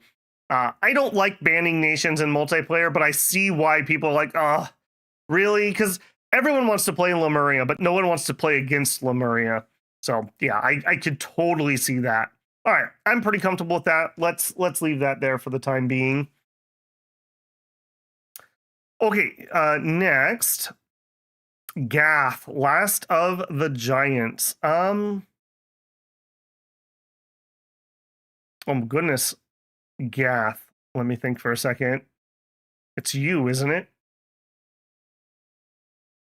I'm pretty sure it's you. I hope I have the right flag. Let me know if I have the wrong flag for Gath. I'm pretty sure that's you, because you're gonna be that. Yes, says living. Okay, good. I'm still 100% then. Okay, Gath. We still have some giant troops, which is interesting, although we've moved to a lot of humans. We do have a Recruit Anywhere Sacred, but they're not stellar, like in any stretch of the imagination. They are humans, and the fact that they're sacred makes them somewhat usable. That is a pretty weak line of thinking there. They do have a lot of good magic still, I would say. They do have blood, although it's expensive blood. The Abba is still a really nice unit. Has healer, has heretic, which has some value. We also have the Sibyl unit, which has astral and nature, and that can be kind of useful. They also have fortune teller on that.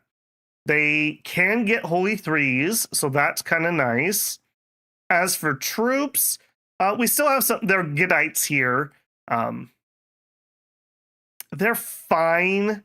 I do like that kind of troop. I would generally call that like a light troop. So they've got a spear, a javelin, a shield. I normally don't like javelins in the late age, but giant javelins are fine. They actually throw far enough and hit hard enough that they can do something. They do come with fire resist on that. The sacreds are nothing to write home about. Some of the summons can kind of save some of that. The Arel summon is very nice. It's a nature 3, holy 3, healer 3 with awe. Those are pretty beastly. But we're a very expensive nation. I don't think we have... Yeah, we do not have crossbows, so I feel like that hurts quite a bit. We do have the special blood summons, so we can summon in Seirs or Shed. Arguably tied as the best blood summons, or maybe the second best types there. So somewhere in that neighborhood. So that does give them a little bit of juice on that. Let's see what people are saying here. Gath has got to be A, says Zinbear. Gath is better than Ulm, says Tut. They expand with the starting armies with Javs. Yep, they are pretty surprisingly good expanders with those giant Javs. And they're repelling, keeps them going. Plus the healer can kind of keep that army going pretty good. B for blood. Recruit Anywhere Sacreds, as well as the bonus cap. Late age crossbows are everywhere. That is very true. Yeah, well, Andromania is very strong. I don't know if they're definitely not in the same neighborhood as Gath. So I think saying Gath is weaker than Andromania is pretty much a given. If they get to late age, they can be really scary. I will definitely give that. God, this is so difficult. I'm actually gonna knock Ragha down, but I'm gonna put these guys up here. I think these guys are better than Ragha, in all honesty. Or maybe on the other side of that. That is so hard. I feel like it's up here. They're okay. They can expand. Like, that's a nice, but like, you can expand. No matter what else, you can expand. They do have kind of expensive infrastructure. I think they build giant infrastructure still, so that's a penalty. Boy, this is the problem with tier lists. Like, when we have to make these one-to-one comparisons, I don't know if I can say that Ragha is worse or is better than Gath, but I also don't think Gath belongs up here. The Recruit Anywhere Sacreds are humans, and they're not stellar humans. They have like bronze gear, if I remember right, or just cruddy generic gear. But they do have good blood if they can get there, and they do have good blood summons to actually do something with their blood. They do have the giant infrastructure. Yeah, and that's really expensive. And in earlier eras, even though that's relatively even more expensive, I feel like the stats justify it. It is just so expensive in late age for the amount that you're going to have to build. So I don't think I can bump them up to A tier. But I do think they're a solid nation. I think they're fun. I think they can do what they want to do. They have a game plan, and it's not one note. So I'm pretty confident with that. Axe says Gath would be A tier. Blaster says top of B. The size 4 troop is pretty good. Yeah, they're not bad. They're definitely not bad. They do pay double for temples. Yeah, if I remember right on stream, we were like ultra poor. Ultra poor. Between the expensive infrastructure and the expensive temples. I don't know why they need that.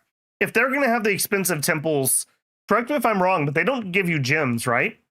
If they gave you gems or maybe even a blood slave, I would be much more okay with that. But that hurt. That hurt a lot. And I just didn't see the reason for it. Because it's not like their sacreds are like special. Yeah, I think I'm pretty comfortable leaving them there. Okay, next we have Patala. Oh, Patala. I mentioned I really like the monkey nations, and I do. I really do like monkey nations. That being said, though, Patala has never been able to solve their magic resist problem. And while we don't really see that when we play the AI, I think most players are going to go grab at least the low-hanging anti-animal spells, making them having your troops go berserk and attack your own troops at minimum, and it's really hard to deal with. And there's a lot of astral nations who, even if they don't go for animal things, they're going to go for magic save magic, whether it's enslave or mind burn or whatever else it is. It's a hole you just can't fill. The Naga are very fun, and against the AI, the build that I did on stream was incredibly fun, and we hardly lost any of our cap-only sacreds. They were pretty good. They have all right magic, although the Nagas are stuck to cap only, and we did feel that. There were a lot of turns where I wanted more good mages, and I couldn't get them. The yogis are still efficient. The gurus are still a astral 2 with a nature. They're still fine. They're still good. They have some summonable mages, which I think we did like 1 or 2. If you luck into, what is it, earth gems? No, it's nature gems. If you luck into the nature gems to get those mages, pretty good. They're pretty solid mages, especially in the late age. They have a lot of other summons. If you can break into blood, they have a whole blood thing. Very hard, I think, to do, though. The troops are basically their early era troops, plus the Iron Shod dudes, which were definitely my favorite of their mundane troops. They do have a recruit any cave sacred, which is nice, but just like the Gath ones, they're not very good. They're like naked snakes with a buckler and a spear. They don't even have the benefit of being naked and being able to kick like the early era ones do. So as much as I would love to have them higher, I definitely can't put them in A. Are they the bottom of B, or are they a C nation? I feel like if we put Pythium this far down, I feel like we have to put them down here too. I just don't see how Patala can possibly be that much higher. Again, this is very mushy. Which one of these is better? I would definitely say Pythium's better, but I would argue Pythium might be a little higher. So we may revisit that. They're very fun. You can play them. You can have a plan to do something. Foul Vapor Surprise or Liquefied Body, or there's things they can do, but they have a distinct weakness that you can't even really overcome because everybody can cast anti-magic.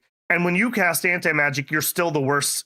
You're still the worst magic resist. So you're not actually fixing the whole thing. So S for fun, I agree. S for being cool dudes that, this is that friend that plays like weird builds, but he never quits on you. He always plays to the end.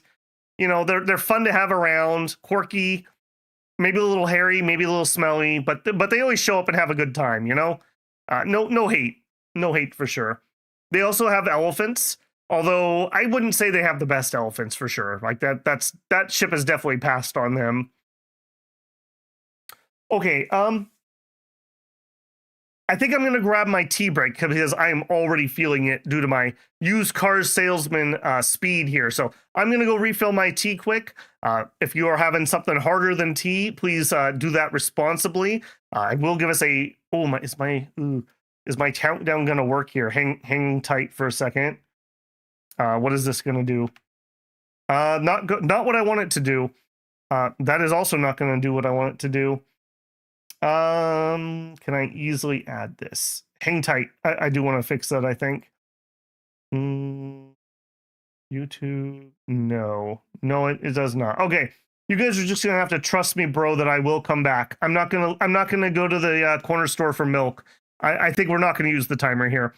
Just trust me, bro. I'm going to take a 5-minute break. Let me tell YouTube that I'm going to do that.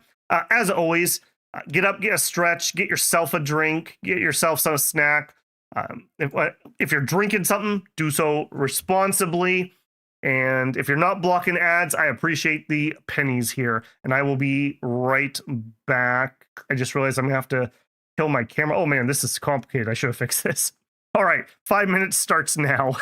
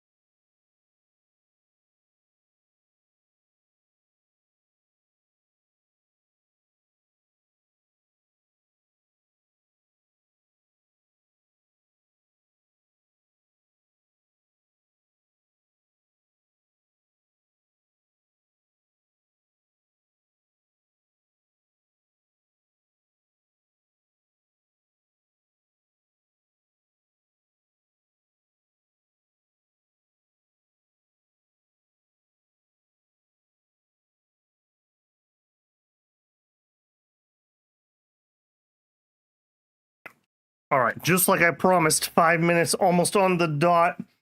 Okay, let's get the camera back on. There we go. All right, well, my apologies. I didn't think ahead about that one. I had a different camera source than we normally use, and it wasn't tied into my BRB screen. And that thing's really delicate, so I don't dare play with that on the fly. Okay, where weren't we? We just did Patala. Late age TNG. This is definitely a nation that was hit pretty hard by the split of cavalry, I would say. Before, they had the ancestor vessels, and I think they were better because it was harder to kill the horse out from underneath them. Nowadays, even just bows will kill that horse, and when the horse dies, yeah, it is cataphracted, but it's crossbow time, Junior. It's crossbow time. And they're also one of those weird units where they're a good melee unit, but they're also a good range unit.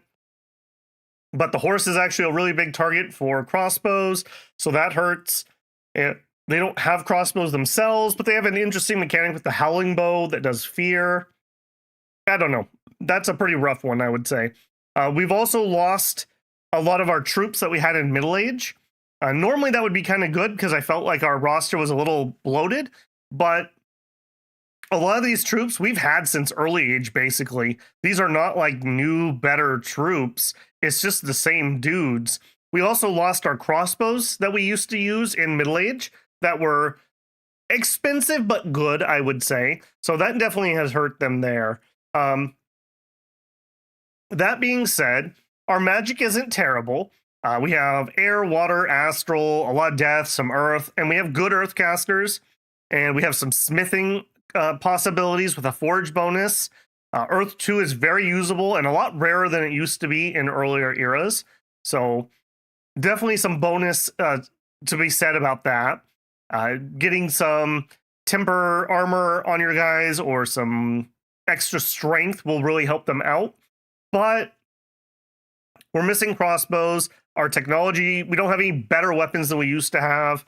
I'm not impressed with the cavalry that we've got. Our magic is acceptable, but not exceptional. I don't think we do any blood, just a tiny amount of astral. We do have a little bit of glamour too, I suppose, but again, nothing to write home about. We do have some okay summons, but we're missing a lot that we used to have that were pretty good, and they're not like stellar. We lost access to Wailing Winds. That's true, Florida. Yeah, and that hurts quite a bit. I have trouble being like, oh yeah, that nation's really good at this. They're good at having Earth 2? That's not really an amazing strength there, unfortunately. I don't know why Nabal gets camels in every province, but TNC doesn't get the horse cav. Yeah, that is true. No gifts from heaven. Yeah. Heaven's all out of gifts apparently for us at this point. We've used up our quota. So I don't know where to put these. They're definitely like the bottom of B, maybe even C. Again, like I have a lot of trouble saying that Pythia. In fact, I think I'm even gonna command decision. I think I'm gonna put them at the bottom of B. If we're gonna say you have to counter this, then you at least have to counter the poison too. Because I would rather play these guys who have good troops and a good magic plan and an interesting sacred over I have a fear bow on a cap only unit and that's like it. I feel like that's pretty hard. I feel like that's pretty hard to justify. So yeah. Again, I like the theme. Like this is like the barbarians have taken over the Celestial Empire, but the barbarians didn't make anything better. I would argue they made it worse. If they had like Death 3 possibility higher or something else, maybe they would have more going on. If they even maintained the crossbow, if they just kept the crossbow, I would be a lot more inclined to say there was something there. But it just ain't happening. Maybe if their sacred was also recruit anywhere, then I would be a lot more interested because you could have like mass fear could be something. So, yeah, very unfortunate here because I do really like them in the other two ages. quite a bit, especially with the additional units they got in early age. I think that early age is way more interesting than it used to be. Middle age has always been fun with them. Definitely the height of their power. But late age, I feel like we are worse than we were in 5. Okay, Jomon, the nation known for most pronunciation corrections I've ever gotten, most likely. Jomon is probably one of the strongest middle-aged nations in the game. They're really good. While they don't have crossbows, they have strong longbows, and they can still really connect. They have interesting sacreds and some recruit anywhere potential. They have lots of national spells. Unfortunately, we're not in middle age. We're in late age. And in the late age, we don't have full citadels, I don't think. I think we stop at castles. We need to get underwater. If you're going to be serious about playing Jomon, you have to get underwater. They do have some good stuff if you can get down there. Their little dragon thugs are really good casters and really good thugs. And their underwater troops, the sharks and the crabs, are both actually kind of interesting and good. Both vulnerable to crossbows, though. Crossbows that we don't have. They do have some pretty decent, I would call them like shock infantry or medium infantry, with like high morale, good attack values. No shields, though. So you're absolutely going to get crossbowed. And we have all right magic. We have all right magic. I'm going to put it that way. If you do want to go with the demon summons, you could summon in a Dione. So that would be really interesting. But are you going to find the gems to actually do that? And the demons really want turmoil. And the rest of our stuff in this age kind of wants recruitment points. Because we just need a lot of dudes. Like, we need a lot of dudes. And you're going to want that recruitment. They do have a astral too, so they do have some astral. They have a lot of like low level elemental magic. If you do get the Ryujin, which is the dragon summon from or dragon recruit from underwater, that can be good. But even that being said, even if you make a amphibious expanding god, he can't build his own temple, and they're sacred. So not only do you need to take an underwater province, which probably will require your god to do, you still have to get somebody that is sacred underwater to build the temple that you're also going to need. The samurai archers are fine, but they're not as good as middle age. Middle age with the Bakemono samurai with the longbows were excellent. These are not. Yeah, you can still fire at enemy crossbows and you'll cause some damage and whatnot, but it's not like anyone fears the Jomon longbow. It's a thing they can kind of do. So I feel like this is a nation that's just left behind. If this was in middle age, well, if it was in early age, they'd dominate. The amount of gems you would get alone would help. If they were in middle age, they'd definitely be like high B, maybe even low A, possibly. Maybe. I'd have to put more thought into that. As it stands, though, I feel like they're one of the worst nations. Are they unplayable? Yeah, maybe high C, if I'm being honest, or low B. We require a specific terrain. You probably need a build to be able to get underwater. So they've already confined your build. Do they get air? They do get air, but it's not like stellar access to it. It's like air 1. Maybe air 2, but that's like a 20% of a 20%. So it's not going to be great. You do have some recruit anywhere. Actually, no, I take that back. You do not have the recruit anywhere sacreds. We have summonable sacreds. Again, really cool idea with the Tengu, but you're never going to have any gems to do it. Your 2 sacreds are interesting. One of them is undisciplined, which is the better of the 2, and that kills them.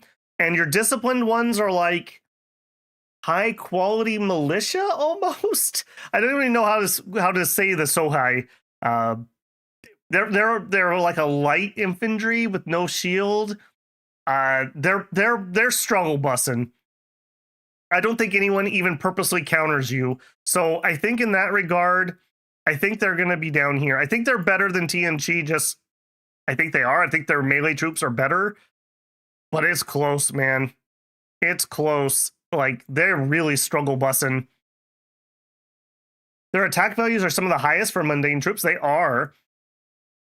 The Daikatana is also no joke, but they're going to get shot up. Like anyone that sees you're going up against them, you're going to get as many crossbows as you can because they have no shields whatsoever. And yeah, they could try to put some air shields up, but they're even there, they're not going to have great coverage.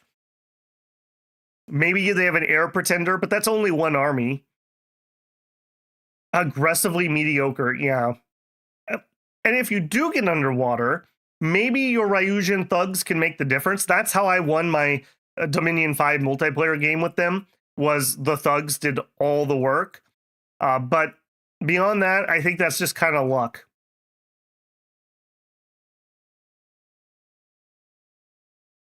Yeah, they do lose all their melee troops.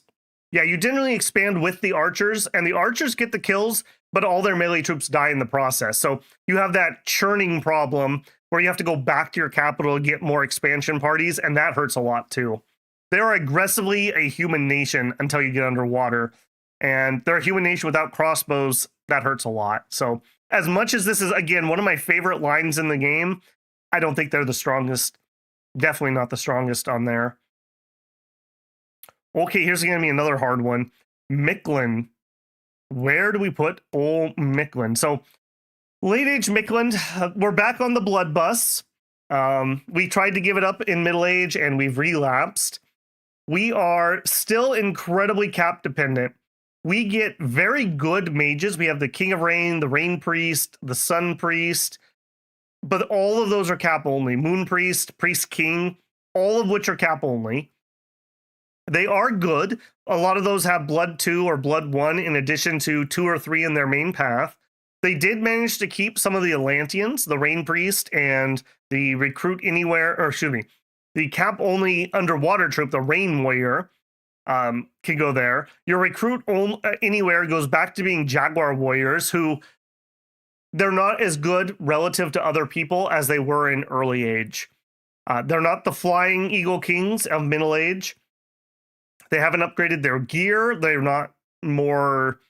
They don't have more HP or anything. They're just an early era sacred back in the late age. Like, we're like, well, I don't know, let's just go back to what we used to do. We're still incredibly behind in technology. I do think we get a commander point when we fully upgrade, but just barely, if I remember right. We do have amphibious troops. The sacreds and some other stuff lets us get underwater. If there's no other water nation, then I think that is a bit of a bonus for them. They can get down there, and that can be kind of nice. But they're so cap reliant. Outside of the capital, outside of underwater, you have the Mictlan Priest, who's a Blood 1. You have the Nahuli, who is an Astral 1, Nature 2, and that's it. Like, Astral 1, Nature 2s are fine, but that's it. That's all you have there, basically. We can summon into a whole bunch of other stuff, but are you ever going to get there? I don't know. We do have the Azotls, which are some of the best blood summons or the best blood summon in the game. But are you going to be able to get there? You probably need either an expander god or a fighty god to keep yourself from getting rushed and killed immediately. And even then, you're going to be fighting people that are walking around in 16 plus protection, possibly with great swords, possibly with kite shields and broadswords. They're going to have crossbows, which are like bane to your troops. For some reason, we forgot how to recruit moon warriors, which would have been pretty helpful here. I feel like this is a nation that really got left out. Again, just like with Jomon, I feel like we were just out of our time. Like we've never been good, and we're just further and further back.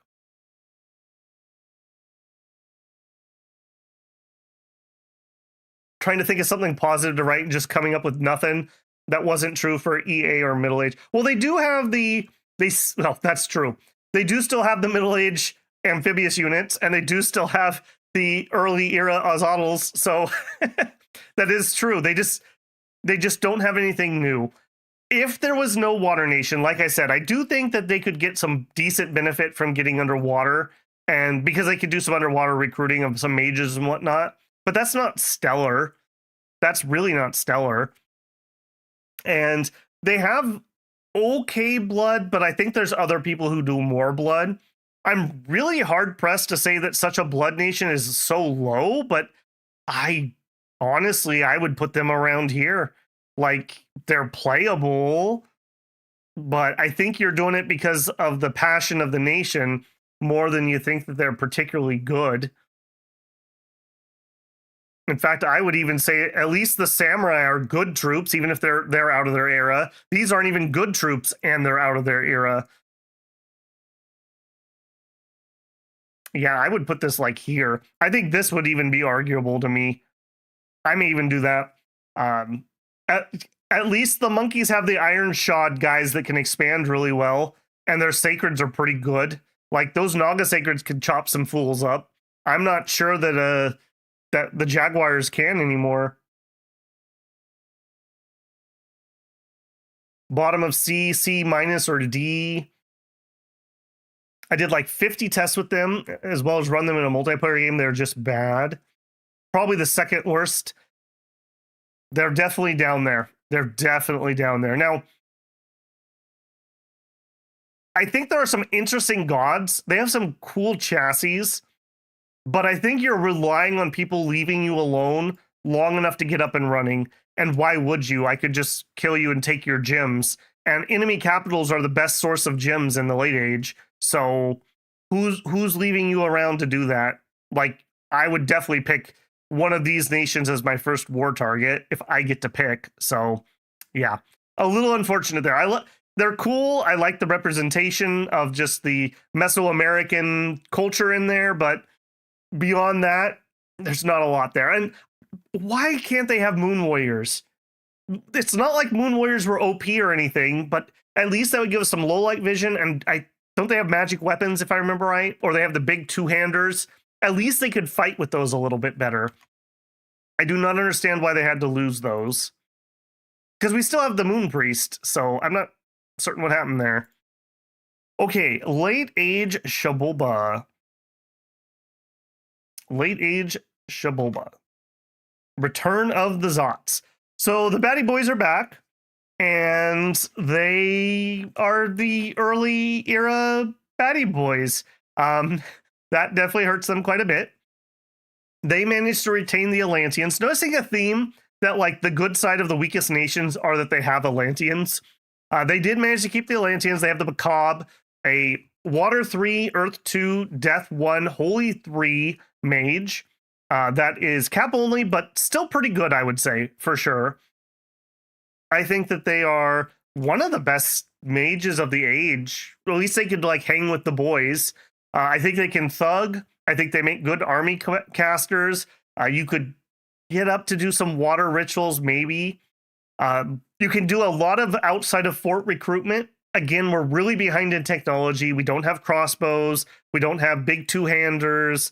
The Zot as a chassis isn't good individually. You rely on numbers, but numbers don't work when you can't hurt your target. When you just bounce off of people that have armor on, I'm going to struggle there. They do still have ways, a Nature 2 Blood 1 mage. That is something that's still pretty decent. They do have some okay research too, if memory serves, but they're really struggling on troops. We still have some of the mooch stuff, but the mooches were never good, and they're just relatively worse in late age. We do have the Azotls and a lot of the others of that summon set, but I don't feel like that carries them anymore. I feel like they're just too far left behind on that. What are people's thoughts on Xibalba? I would put them pretty weak. I think I would put them... They do get a cave start, so they get a bonus point for cave start. They have better mobility than Patala, but I do think their troops are worse. They're going to have some of the same problems. I would put them here, is my gut. They're better than Mictlan, I would say. And the cave start definitely helps. Better blood access, I would argue, helps. Caves are just good. That helps. I'll keep listing cave like 20 times because I can't think of anything else. Andrew says, better than Caelum because they have blood. I think even with blood, they're just so weak. It's not like their troops can fight Atlantis, even though they're not cold. Like, that's not really going to help them. They don't have crossbows. Even just regular bodyguards with like normal armor and a broadsword will probably kill your attack rear people. Moore says just above Mictlan. You enjoy their sacred because it sounds like something a startled stoner would explain. They're bat people, which is kind of neat. It is. I think that saves them from being the bottom of C.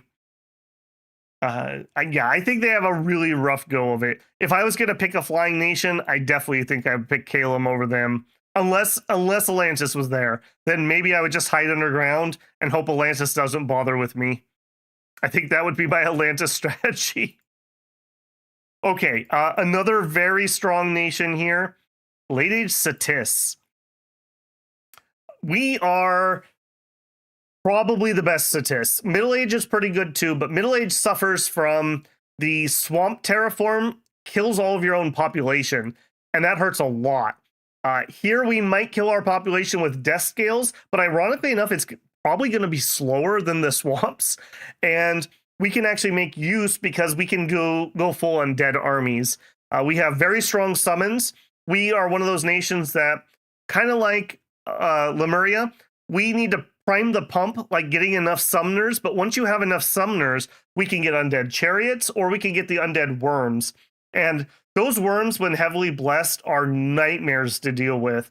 Blood Vengeance and Regeneration, and what else did we put on them? Something else is just sick. It's absolutely sick.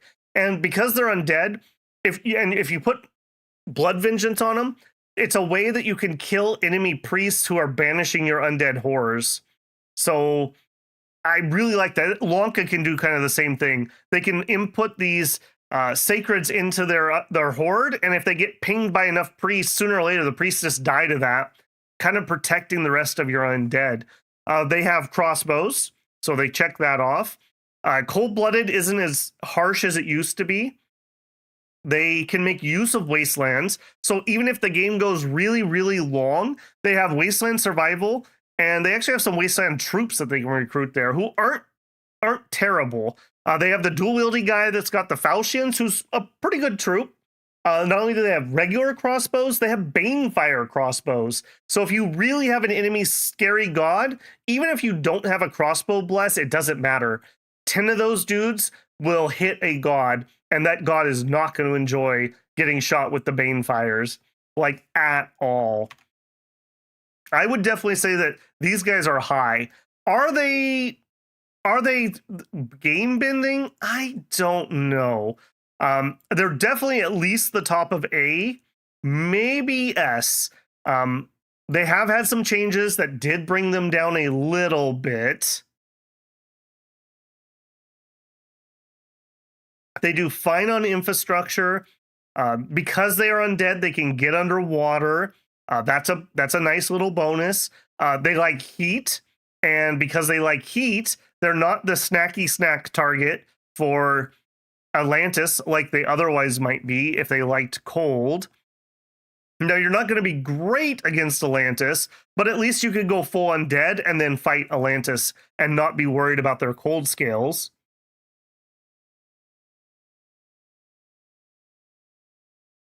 I think you also can get the normal sacred serpents. So I found those a lot less useful, but it's free sacreds, and they probably can make use of at least a little bit of your bless. Their standard line troops don't really excite me. Like, let's peek here. They also have the Tomb Guard, which are basically human plus troops, maybe human plus, but they're not stellar. I don't care what you bless them with, and you're not going to bless for those. You're going to bless for your worms. They do have some other sacred summons, which is nice. They have a halberd troop. They have a falchionier troop. The heavy infantry is fine. They have a falchion that's 10 attack and 18 damage, and slightly better than human stats. So I think those guys stay relevant, and they do have crossbowmen, so that's fine. We do also have poison slingers, so we can mix some poison with our undead or otherwise. Vova7 Let's Dominion Boy says, in Lucid's tournament, 3 Pythiums won out of like every late age game because there were like 10 in total eras. Yeah. Yeah, it's hard to get good Dominions data because A, we don't know everything's getting tracked, and B, even if everything's getting tracked, it's still relatively small numbers. So, yeah. That is the best data we do have, though. Yes, YouTube. YouTube really doesn't like it when we only have microphone. It keeps telling me I don't have enough sound, but I don't think we're having sound problems. So, I think we're going to put them here at the bottom of S. I could see the argument for A, but I feel that they're just good. There's not a ton of downsides. They are the antithesis of 2 of the scariest nations in the era. And while they're not necessarily stellar, they're not weak to those nations either.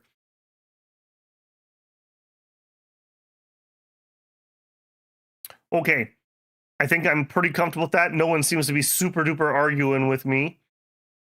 Let's move on to the next one. Midgård, Age of Man. Oof. These are a lot of troops that I've seen since early era. No crossbows, a combat Valkyrie summon. The Gode isn't stellar. The Vans are very outdone and very overcosted in late age. I'm pretty sure we won this via mist form, which a human definitely wouldn't let you get away with as easily as the AI would. Their research is over expensive. While in earlier eras, I think you could double thug expand, I struggled to do that in late age. Crossbows murder you. Heavy infantry and heavy cav murder you. You'd have to forge a bunch of armor, which you don't necessarily have the gems for, so that's really hard to do. I'm not seeing a ton of upsides here. I'm pretty sure they still sail. I'm pretty sure they still sail. Midgård.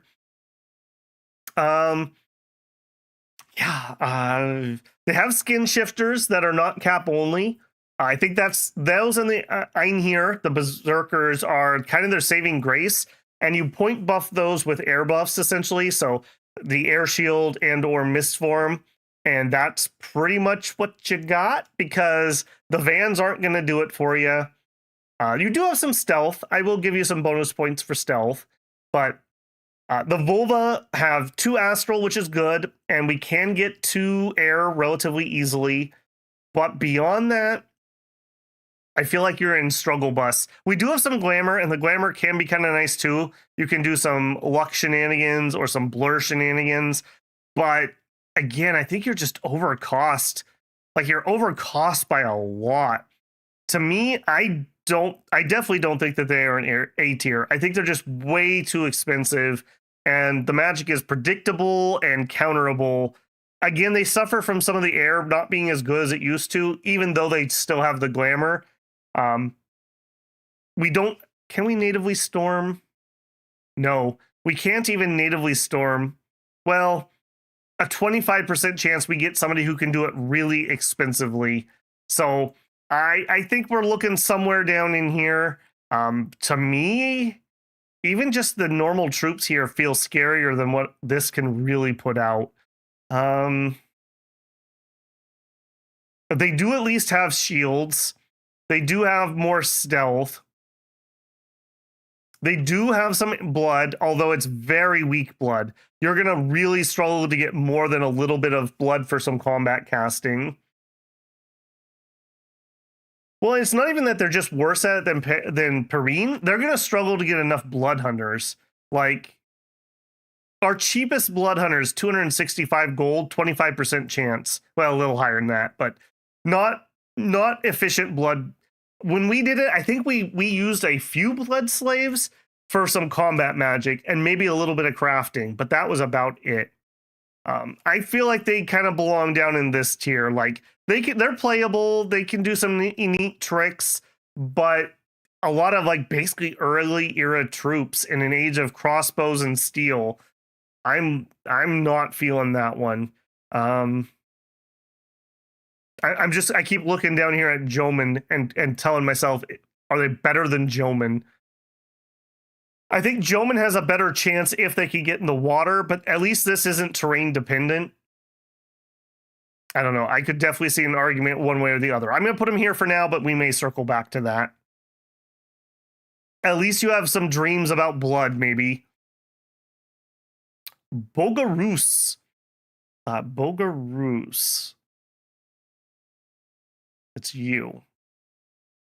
Bogarus, cap only Holy Threes are really good. Those can actually help you expand quite well and win certain wars. On stream, I don't remember who we were fighting, but they were really key. Like, I bought a bunch of them because the Holy Three offensive spell, especially if you pick a long range one for this nation, is better than early magic in a lot of cases. And you could get 1.5 of these guys per turn. So you could rush somebody with like 10 of these guys and your army, and it would be pretty decent. We do have pretty good blood access, although we don't really have much to summon with blood. We have a lot of summons from earlier ages that we will struggle to do. We have a lot of astral, a little bit of astral blood cross-pathing. We have some fire, some earth, some air. I think we have a tiny amount of water somewhere, or maybe that's on one of the summons. We have Firebirds if you like the Firebird luck strategy. I'm not as sold on that as I used to be. If you can get some summons in, like if I remember right, we were struggling on getting enough gems to really make use of that. Because even if you get the gems, are you getting the right ones? And it's deep in conjuration, which you otherwise don't really care about. Troop-wise, they're, I would agree, like kind of aggressively mediocre. They have some okay cav. Their heavy cav is workable, but I feel like cavalry, unless you're a stellar cav, I don't feel like you're like that great. The axemen are fine. The swordsmen are fine. They could be a bit expensive. We don't have crossbows, so I think that hurts them pretty hard, actually. Where would I put them? I think they're more reliable than a Midgård. They do like cold. I feel like that's kind of a problem. I do think they're better than that. I think they belong right in like middle of B tier. Somewhere in here. They have some stuff they can do. Their troops aren't bad, but they don't have crossbows. Their magic is acceptable, not outstanding. They're going to want a lot of infrastructure. They do have some interesting, like the fivefold angel damage reversal thing's kind of cool. They can gift from heaven. I think that is a thing that does exist. Yeah, the heroes aren't the best either. I think a lot of people enjoy them. And the cavalry is usable. Like, we expanded with the cavalry, and it was fun. It's pretty usable. But, I mean, that's not like an outstanding thing. Like, absolutely. Let me remind myself. What is their sacred? Oh, right. They have the recruit anywhere Kilst that is like, comes in wounded and doesn't do anything. Increases unrest and is stealthy. Yeah, those guys are garbage. Maybe you could take Blood Vengeance. That'd be okay. And it would give you the claim life for your Word of Power, which is kind of nice. But beyond that, I don't even think we recruited a single one of those things. Can Bogarus still bird economy in 6? You can summon them in. Are you actually going to get enough of them to do it? I don't think so. I did like that strategy in 5, but I think they nerfed the luck percentage down. And now I just don't feel that it's as good. I think just relative to where it used to be, it is not. Okay, Utgård. Utgård. It's going to be this one. Tell me if I'm wrong on that one. I'm pretty sure that's Utgård. Okay, Utgård. Still giants. Still large, still kind of in charge. Unfortunately, they like cold, and Atlantis exists. Noticing a pattern here. If you like cold and Atlantis exists, you're in trouble. That being said, they do have an interesting sacred. They have the... What was he? The Gormhildring, who has a big old nasty battle axe, a length 3 with 13 attack and 37 damage. So if there's anything that you need to kill with an axe, they can do it, especially if you give them magic weapons. If I remember right, we had an issue with not having magic weapons. Their mages are kind of hit and miss. Astral 2, Death 2, Glamour, some randoms, including some light blood. We do get blood 2s in the Scratty, and we do have Illwinter. Illwinter's pretty good if Atlantis doesn't exist. So that's kind of nice. They do have some summons that are workable. The Jotun Wolves, the Glosso, the Jotun Drog are all usable and even maybe good summons. The standard giant troops are fine, but they are relatively weaker than they were in earlier eras because of crossbows, because of great swords, because of halberds or pikes. They definitely have taken a pretty nasty beating from that. They like it to be very cold, but so does Atlantis, so I think that hurts them quite a bit. I don't think they're bad in any way, though. I'm not going to penalize them too hard on the cold because I do feel like they can fight Atlantis. I think I would be more scared of them than Ragha, in all honesty. Now that Ragha can't get as many of the Zahaldans, I feel like that really, really hurt them. Your armies are going to be relatively small, so if you start losing models, it's going to hurt a lot. But if you're not losing models, giant troops are pretty good. 1 swing, 1 kill. You could still do some interesting thug stuff. The Gode, not the Gode, the Jotun Hearse is all right. Where's that big guy? Who am I thinking of? I guess I was just thinking of the Garm Heirdlings. Yeah, I think they're okay. I would say one of the stronger nations. Again, it's with anything, it's going to be relative to your lobby, but I feel like they can hang with the big boys up here. I feel like they're a little more relevant than Gath is. Yeah, I think that's okay. Best super communion of the age. Yeah, they can make some pretty good communions because they can get blood and nature into that pretty easily.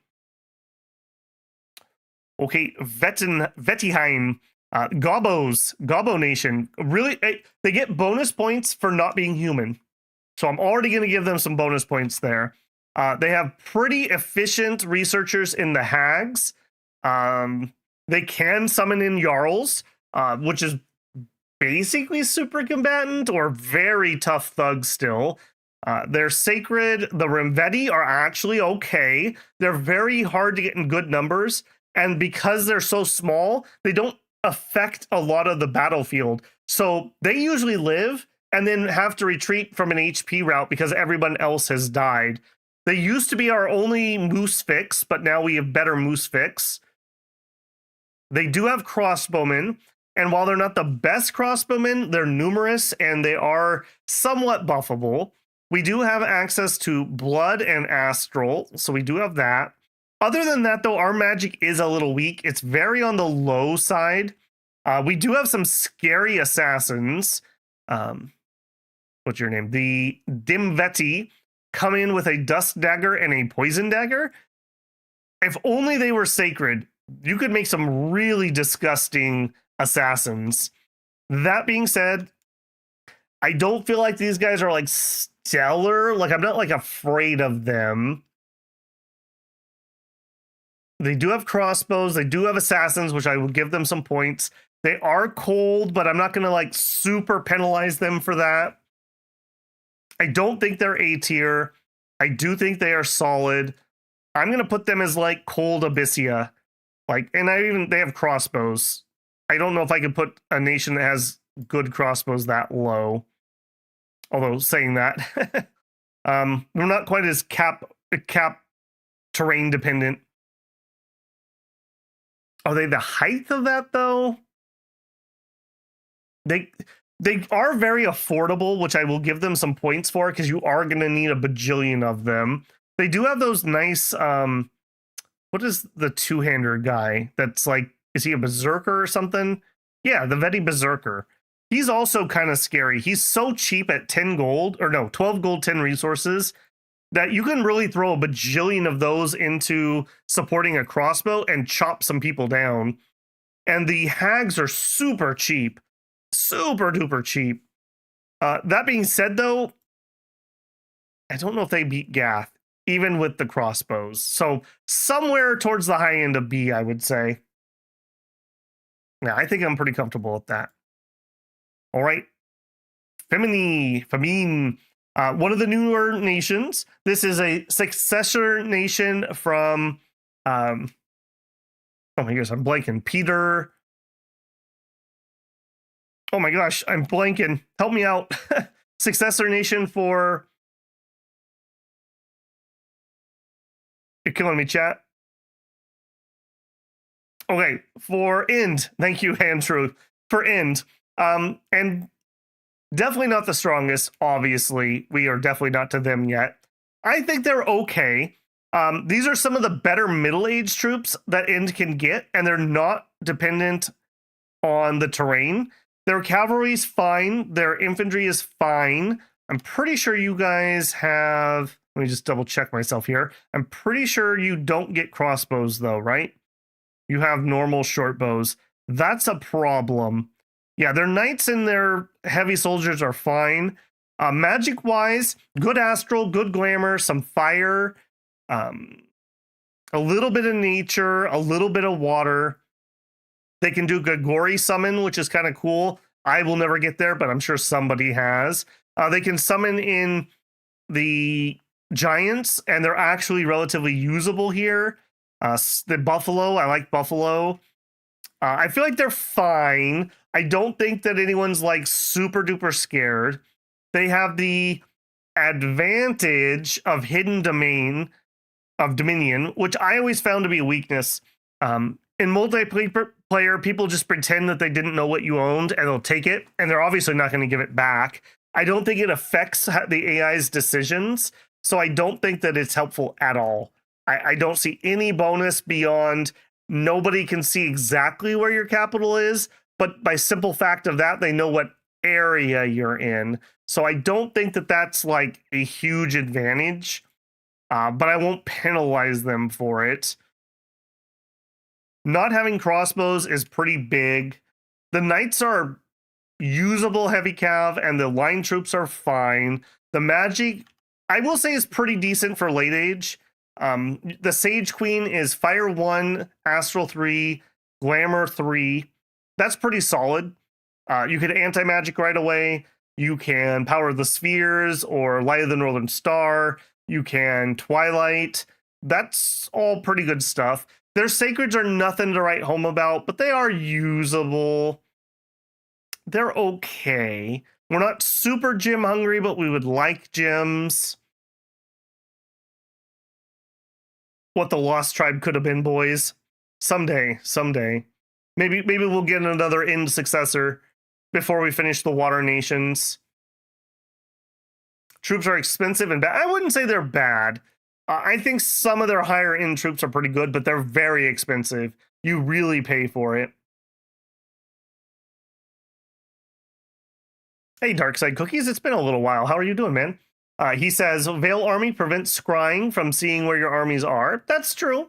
That is kind of nice. Being stealthy is most of the time an advantage. Mid B. A lot of people say mid B, B minus C. Definition of mid. I kind of agree with that. Personally, I like them better than Caelum's magic, and I like them better than Caelum's troops. Caelum does have the magic weapons. Marignon has crossbows and can sail. I think that's better than what we get here. Has crossbows, blood and astral. Probably better troops. Yeah, I think mid B's a fine place for them. All right, Picone. Boy, this is gonna be another hard one. Picone is really cool. We finally got some little horned men. You can play the horny boys. These are not the same as the other, the Hobarts. This is a different group of people. They do get the Cap only Holy Threes that also have Astral and Earth, so you can Gifts from Heaven if you want.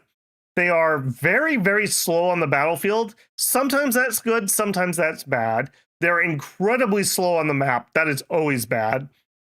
It is really hard to get reinforcements to your army. You almost have to use the Bird Knights.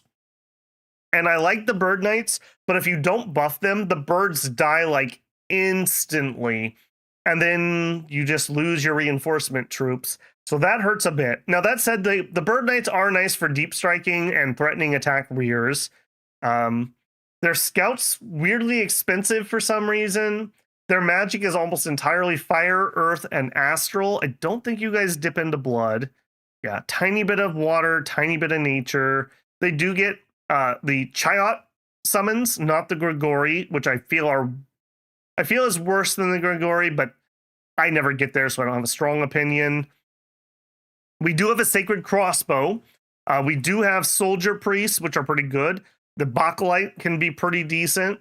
They have good spammable crossbows with fire, so you can do flaming arrows. The Defenders are pretty heavy infantry, and you do have good attack density because you're so small, but we really struggled to spread out wide enough to actually cover our crossbows. That was noticeable. Like, it was really hard to get enough troops to not let things slip by and kill crossbowmen. So I feel like that's pretty hard to do. Small hobbits dropping big rocks. S tier for being cute. What if we don't count cute? They do have some magic weapons on troops, which is rather nice. I'm pretty torn on this one. I think because of the horrific map move and horrific battle speed, and weirdly enough, normally being small is good, but I think they're too small. I don't think they can be an A tier. They were kind of cap dependent for their sacreds and for their biggest mages and holy threes. The Pope and the King both come out of the cap. And I feel like that's very scary because if someone wants to end you, they know exactly what to do. Something like, again, like a middle B. Not terrain dependent like Marignon might be. The Bird Knights are decent. The troops are fine, if a little hard to use. Maybe better than Man. I don't think Man has too much unique. Blood Astral. Are they better than Veti? Maybe they're about equal to Veti in my mind. Are they better than Gath? They definitely expand slower. I'll definitely say that. Axe says A-, they're really good. Andrew says B to low A. One Falling Fires deletes half your army. Yeah, they're very susceptible to AoE. They have Sacred Crossbows that you can easily mass. I don't know. I don't think I would call them fast expanders. They're slow, reliable in my mind. It's one of those nations where if you get to a certain threshold of crossbows, that's where they do really good. And when you can support them with magic, but that's not really like early expansion. Like we're getting multiple things that they need there. Gath also expands pretty reliably and has blood, but these guys have astral. Okay, I'm gonna leave them there, I think, for now. But I definitely could see the arguments of them being higher with a really good player. My problem was if any of my guys ran out of steam on their expansion, I had to waddle home or just stand around waiting, and that hurt a lot. That hurt a lot. Maybe people are better expanders than me. I'm not a stellar expander, so yeah. Smite spam your first war and then Dom kill someone. Hey, Beowulf, how's it going, man? Okay, let's hop to the next one. We have Andromania, the Dog Nation. Another successor of End. These have fire magic, earth magic, nature magic, astral magic. They have like a tiny amount of blood. Yeah, a tiny amount of blood and death. Basically, don't even count on that. They are animals that have okay magic resist on a lot of their troops. A couple of them are low, but for the most part, they're 10s. I don't know how. These guys should have the same magic resistance that Patala has to deal with. So somebody was paying favorites. They have troops that have upwards of 3 attacks or more. They have greatsword troops. They have berserkers. I think those wild guy berserks. I know we took a berserk bless. I'm just double checking myself here. Where are the howlers? Howler. Yeah, the howlers berserk. Somebody wrote a comment that they found howlers really, really, really good in the right circumstances. They get that bonus HP thing, which is kind of cool. They don't have recruitable holy 3s, but they do have recruitable holy 2s. They have an expensive scout, but that's kind of whatever. Their troops are just really, really high quality, though. The guards even are fine. They have crossbowmen, and their crossbowmen have a short sword and a bite, so they're pretty able to defend themselves against attack rears or flyers. Their base troop has 16 protection and a shield and a spear and a bite. So they're size 4, but they have double attack, so their attack density is actually fine. They have pikes available if you think that'd be useful. They have the Centaurial Guard, who are ridiculous. Very, very good. They can repel like crazy with animal infect. They also can take advantage of the animal buffs while having good magic resistance to not have the penalty that everyone else kind of suffers from. I think this is one of the stronger nations. They don't need a big bless on their sacred, but their sacred can like fill a hole. So if you're worried about magic resist, you could do that. I think I put Berserk on mine, if I remember right, and they did really, really well. Everyone made fun of me, but they turned out to be really good on my stream. As just staying on the field and making sure that we were going to win the fight. I could definitely see some argument about that being a problem, but no shields on the sacreds, but you don't need the sacred. Your scales troops are fine. I think the sacred is more of a, hey, Lemuria is here. Let me get magic weapons. Atlantis is here. Let's go with a Hedar or something weird to try to do something to that. So I think that's pretty, yeah. The formation fighter being able to fit some extra people is really good. I think these guys are S tier. And honestly, I'm thinking like that. Too many hard counters, whereas there's not really a hard counter for either one of these. If they're countering undead, I go living. If they're countering living, I go undead. And I'm just ridiculously overpowered. Those dog chassis are ridiculous there. Yeah, they have big cross pathing. Very true there. And the pathing that they have is good in communions. Fire for buffs or offense. Earth for big buffs. Nature for big buffs. Healing. Very nice on that. Yeah, I feel like this is one of the strongest nations, just for no reason. They're just that strong. I think they should probably have 8 magic resist. Like, if Patala has to, I feel like they should have to. It makes no sense to me that they're just like magic resistant dogs, because some of their guys have really high magic resist, like 14. I have no idea why. Fire, earth, astral, and nature ability to break into blood. That's true. Yeah. And we do have small blood ability. You definitely could in a longer game. And I'm pretty sure we can get underground. Yeah, we have dark vision, so we can go underground really easy. And we are good enough that we can beat up any underground troops without too much trouble. So that's another pretty big bonus there. I don't think anyone's going to argue me down off of that one. Okay, Pyrene, another new nation. Pyrene is, in my opinion, not as good as their Middle Age. Middle Age Pyrene is Storm Demon the Nation. In late age, we have some unique summons, but they're weird. They're like incubi and succubi, and they do some cool stuff, but in the end of the day, they're not stellar.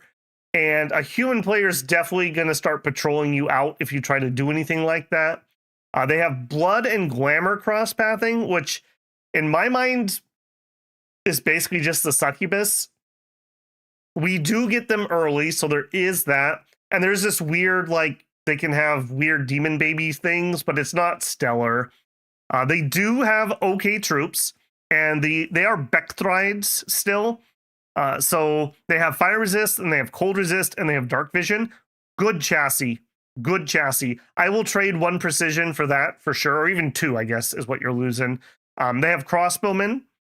They have men-at-arms and the swordsmen. Both are very good troops. The swordsman, a nice 2-hander, high protection, some cold and fire resist. Great line troop. Great line troop. And we are one of the best blood nations in the game. We have recruitable blood 3s, blood 2s. Very easy to get on that. We have a little bit of air in the Signitas, whatever they're called. Air, blood, chance for a little bit of fire. Glamour is good, and we can get Glamour 3s, so we can always make it dark pretty easy with Twilight, and then Nightfall if we want to. So that'll swing the stats grossly in our favor. There's also like Dark Fiends and whatnot, so we can make use of some of the generic blood summons, even if our special ones are not the best. I feel like they are pretty strong. The Pyrrhene Knight is decent, has a lance, has a broadsword, 18 protection, and a decently armored horse. The Cambion Knights are your sacreds. They ride the black goats. How the mighty have fallen for those boys. But they're actually pretty good. With the right bless, you can do some pretty disgusting expansion with the Cambion Knights. And I don't think that the mount is a demon. I'm just double checking. Yeah, it's just an animal, but it's an animal that has 13 magic resistance. So I feel like these guys are pretty strong, actually. Demon Sacred has good MR on the mount. Yeah, he does, Bala. Hey, it's been a little bit since I've seen you too, man. How you been? Storm Demons mid-game. Yeah, we have some options. Like I said, the Darkness Fiends and Twilight or Nightfall. The Storm Demons are fine. They're still good. Are they underground in late age? I don't think so. I think they're a surface start. I don't think they get a dark start, but you have dark vision, so you can get down there. They're Bekthrides by race, so they have fully lost their cavern, but you can easily get down there. And if you had to fight somebody, like at least you can fight the people who start down there just fine. So I actually feel like this is one of the better nations. I would actually put them definitely in A. How high in A? I don't know. Maybe towards the bottom. I don't know. Ragha's really screwing with me. Axe says B-. Really? I don't know, man.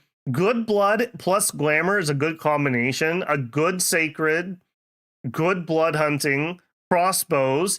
They're not the best crossbows on Earth, but it doesn't matter. You have crossbows. What would you say that puts them all the way down in a B-? I would be hard pressed for that. Their troops are way better than a lot of these. If they start next to Agartha, they'll have a really fast first war. Yeah.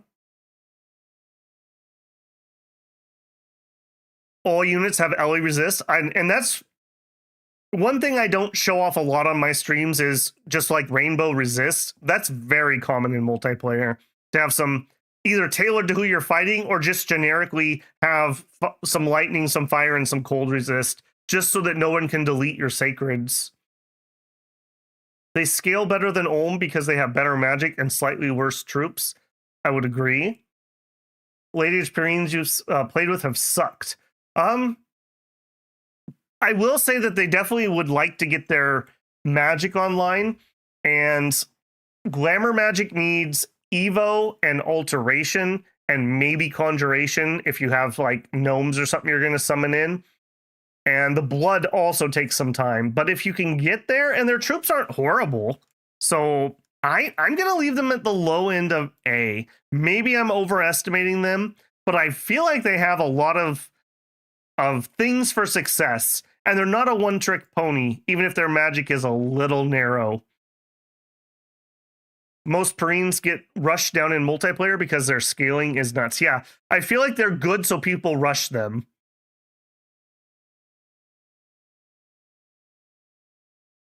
remember, I'm only taking multiplayer into account, not it entirely. So, you know, and of course, like with any tier list, it's always going to be objective. So take everything with a lot of salt. All right, let's maybe revisit that one, but let's move on from there. Zamatia, our newest nation, the Sylvan Knights. Very cool. Very cool Eastern European themed nation. They are Olmish dudes who got left to fend for themselves with the woodland creatures. They finally gave some respect to the moose, and we got some incredibly powerful moose sacreds. Now, unfortunately, while the moose is loose morbid, they are the double holy point recruits, so you're never going to get as many of these as you would like. They're also not invulnerable. Yeah, it depends on what your bless is going to be, but they were definitely crossbow killable. We lost a lot of those on stream, despite how good they were. Magic-wise, Earth, Nature, Glamour in pretty good amounts, but that's about it. We have a smidgen of air, a smidgen of fire, and that's pretty much it. We do get some of the, like, Rusian summons, which can be good, but you're going to have to, like, build your pretender probably to get any use out of them. You can do the commander plus moose expansion, which is always appreciated. Your antlered hawkmeister is a priest, so not only does he have nature and glamour, he can bless his own bodyguards. That's a big plus. Not being able to bless your own guys really sucks. We saw that very recently with Pelagia not being able to bless their own dudes. And I just realized they don't even have Pelagia on this list. Wow, what an insult. Yeah, other than that, they do have okay troops, but they're not stellar. They're kind of those like northern Midgård-esque troops. Some of them are Chudes. Chudes do have good stat lines, but they're just using kind of that like Midgardian late age gear, which isn't stellar. It's not. They do have crossbows, so big bonus there. Their heavily armored troops are definitely a lot better. They have the chewed skin shifters. I think these are the bear variety. I don't think these are the werewolf variety. Oh, actually, they have both. I take that back. They have both. So pretty good for that. Overall, I'd say good on the troops because of crossbows and heavy armor, kind of the Olmish influence. The moose themselves, pretty good, although very limited. Definitely disgusting if you're not getting them countered. Protecting them from arrows is definitely a pretty high need for them to actually succeed. But once they do, they're pretty darn good. People are definitely warning everyone that the moose is loose, so do take note of that. I would say, again, really high. I think these are like bottom of A, top of B. The moose are ridiculous. They're not that hard. You can do moose thug expansion, which is nice, and they're pretty good at it. You can bless your own bodyguards while you're doing that strategy. You have access to Glamour 1 and Nature 1, so pretty decent self buffs. You can throw them a gem or two if you wanted to do some bigger buffs, so that's pretty nice. They are very expensive. They do like cold, generally speaking. The magic isn't stellar. You're going to struggle to get anything above like a Glam 2, Nature 2. I definitely feel like I'd put them in A. They don't have Astral or Blood. I feel like that's an ouch. I think they're better in Ragha. Somewhere in here. Earth 2 is very strong on them. I definitely agree with that. Weird Rus Midgård Middle-Age Olm Chimera. Yeah, they definitely have a lot of weirdity going on there. But they do have crossbows and good heavy cav, which is like really enjoyed in the late age. So, yeah, I'm okay with that. Next, Erythria, Kingdom of Two Worlds. Not a water nation, but they're totally a water nation. Also has your favorite incest mermaids and Game of Thrones palace intrigue. They do have a crappy underwater firing crossbow, so very unique and cool. They have the potential to get some of the strongest late age mages. Your princes and princesses are Fire 1, Astral 1, and Fire 1, Water 1. And then they have like 8 independent 25% chances to get stuff plus 100%. So if you luck out, you can get like 8 paths on these. Absolutely insane the amount you can get. We have some pretty good summonable mages. We have a lot of astral, fire, and water, which is perfectly fine magic. Summon wise, they kind of follow the Arco line, which isn't the best, but they're not terrible either. Their troops are Triton troops, which are fine. They're okay. Some of them are aquatic, which does hurt them a decent amount. I'm not a fan of aquatic only troops. You're going to want to get underwater and stay underwater. So the less water nations that are in the game, the better there are, the better off you are, because you'd like to take that land. I do think they can win underwater fights, but Atlantis is going to be a struggle. I think they're temperature neutral, or they slightly like heat, but either way, they're not cold at least. So you have that at least being something. Let's see. Andrew says C, they all have the problems of a water nation without being underwater. Yeah. Low B. Pearl Troop Sacred Dude is pretty cool. Look at the Sacred. The Soldier of the Setting Sun. The Pearl Blade's nice, but these guys were not stellar. If I remember right, we also only have coastal and underwater recruits. I don't think we have any special recruits or any recruits for inland forts, which hurt us quite a lot, if I remember right. So you're really, really terrain dependent, which I penalize that pretty hard, if I'm being honest, because you can't control where you spawn. And if you're committed or you play multiplayer, you don't just re-roll until you get a good start.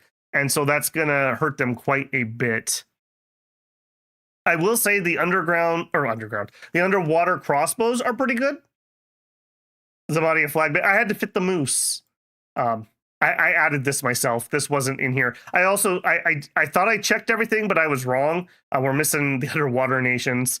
That tells you what I think Cameron thinks about the underwater nations. Okay, so Erythria, I do feel they're pretty weak. I feel like the terrain needs especially hurt them. I'm going to say down here, at least you have good samurai on Jomon.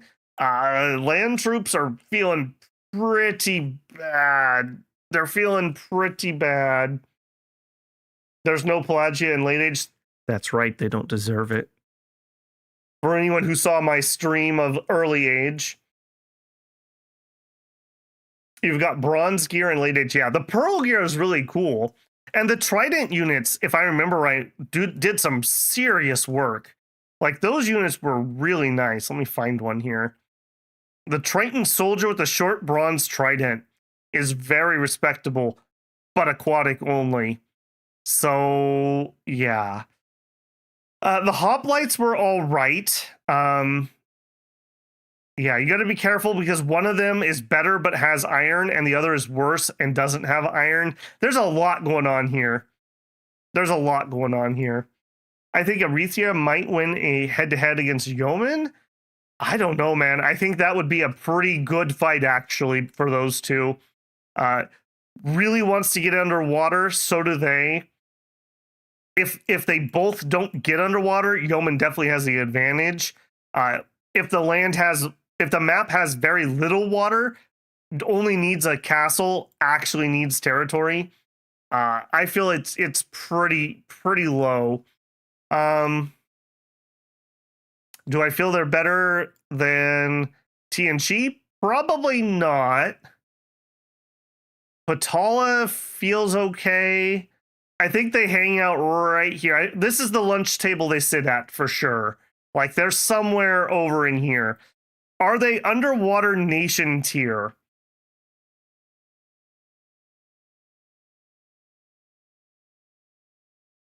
I really want to penalize them very hard for having the terrain problems. I think I'm going to. I don't think this is a trash tier, like I said, but remember, there's also a mechanic where the brothers kill the brothers and the sisters kill the sisters. So you also have that like really particular micromanage of moving your mages around. And you can never really have more than 2 of your best mages in the same army at the same time. That hurts a lot. Also, not having any inland recruits hurts a ton. Like, a ton. Because you don't always get to pick where your forts go. Sometimes you strategically need a fort on a throne or a pass or something. So, I'm going to agree. They're going to get the underwater one. Is Dominions better than Elysium?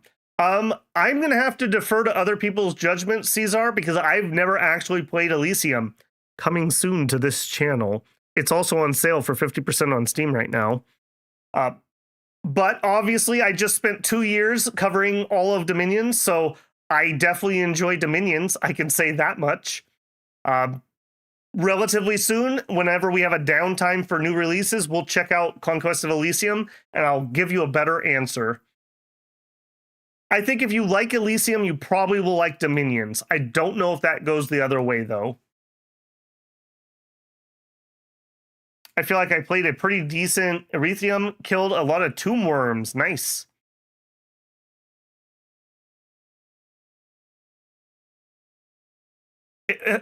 Die1157 says, Illwinter floor plan generator is actually better than both. GM at heart here.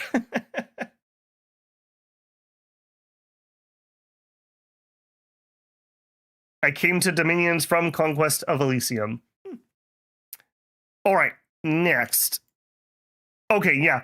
No, you guys are right. I was thinking that we still had to get Pelagia in here, but we do not need Pelagia because Pelagia is basically Erythria at this point. So no, I'm sorry, Cameron. I didn't believe in you. You were right. We do have every nation. We're cool. Next is Atlantis. Well, I'm not even gonna gaslight you guys. I'm gonna put them probably. I don't know if they go first or second, but they're definitely up here at the top. Atlantis is very strong. We like it very cold, and we have just generically better troops than most other people have, especially if we're in the cold. And any other cold nation is going to look like a snack to us. We don't have a lot of magic variety. It's water, it's death, it's astral. And we have a tiny amount of fire and a tiny amount of earth. So you can get a little bit of crafting out of that, but probably not too much actual combat magic. That being said, everything we have, well, almost everything we have is a magic weapon. So that opens us up to doing things like Stygian Rain. Just grant everyone invulnerability, and then you ignore the enemy's invulnerability, giving your troops stellar protection if the enemy does not have magic weapons. Like, absolutely ridiculous amounts. Like, you're looking like 22, 25, 26 protection for regular troops. That's what I normally shoot for an expansion god, not a troop. Their troops aren't that expensive, but they do need a lot of resources. That being said, we have a very aggressively, at best, mediocre sacred, so you can afford to do scales really heavily. And your sacred's, he has a bone glaive, which I think like curses people, it weakens people, but it's not stellar. It's not needed, so you can focus on other things. The Engakok, our big mage, is really good. He is cap only, but he comes with 3 water, 2 death, 2 priest levels, and 100% chance of some stuff, which is really nice. We're going to be really, really cold, so if people like heat, they're not interested in coming in. And like I said, we're better than most of the cold nations. So even if another cold nation wants to rumble, you could probably take them.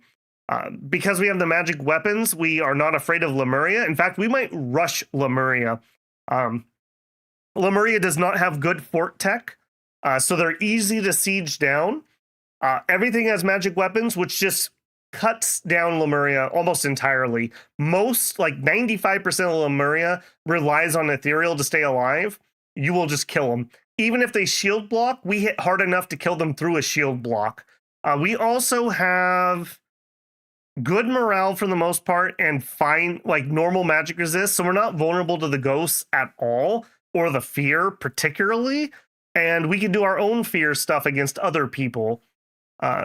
We don't have a Holy 3 anymore, which is a little bit of an ouch. We enjoyed having Holy 3s in early and middle age. We do have a unit called a Tint Owner, so they are not tintless. That's always a nice thing to have. Unsleeping are recruitable underwater and pretty good. They have Coral Glaives, which are good weapons. Those are like the armored shamblers, kind of sort of like the shipwreckers that we always really like to see. The other underwater stuff is kind of blah, but we can still get mages underwater. In fact, we need to be underwater to get Forgiving Fathers, but it's not that bad of a requirement. There's not a lot of underwater nations. Hint, there's only actually one, and then some amphibious people. So we're not going to really struggle to get underwater. And we even have, with the Unsleeping, a few things to directly try to counter Relay. So we definitely have that. What is a tent in Dominions? Well, a tent is like this structure. Usually it uses like an A-frame where you can go to sleep or stay warm. We have tents. Obviously. You obviously missed the Late Age Atlantis stream, Shinosuke. Your homework's going to be to go watch that, and you can learn about being tentless. Hey, yeah, Dai says they also somewhat counter the relay shenanigans. Yep, totally. They can cast Winds of Death. Not well, but they can do it. Yeah, 25% chance you can get a caster and a little bit of work. So yeah, not bad. And we're not like super into the undead, but we can throw some undead out if we want to. Water with the water elementals means we can fight underwater really easily. We like cold, so we're definitely going to be able to do good falling frosts. Just all around a strong nation. Yeah, just a really strong nation. Having none of the major weaknesses that Caelum has, while having their magic weapons. They actually captured Caelum people and tortured them to learn the ice crafting, if I remember my lore correctly. So, you know, you got that going for you. They dominate Yomi. They would dominate Yomi, that is true.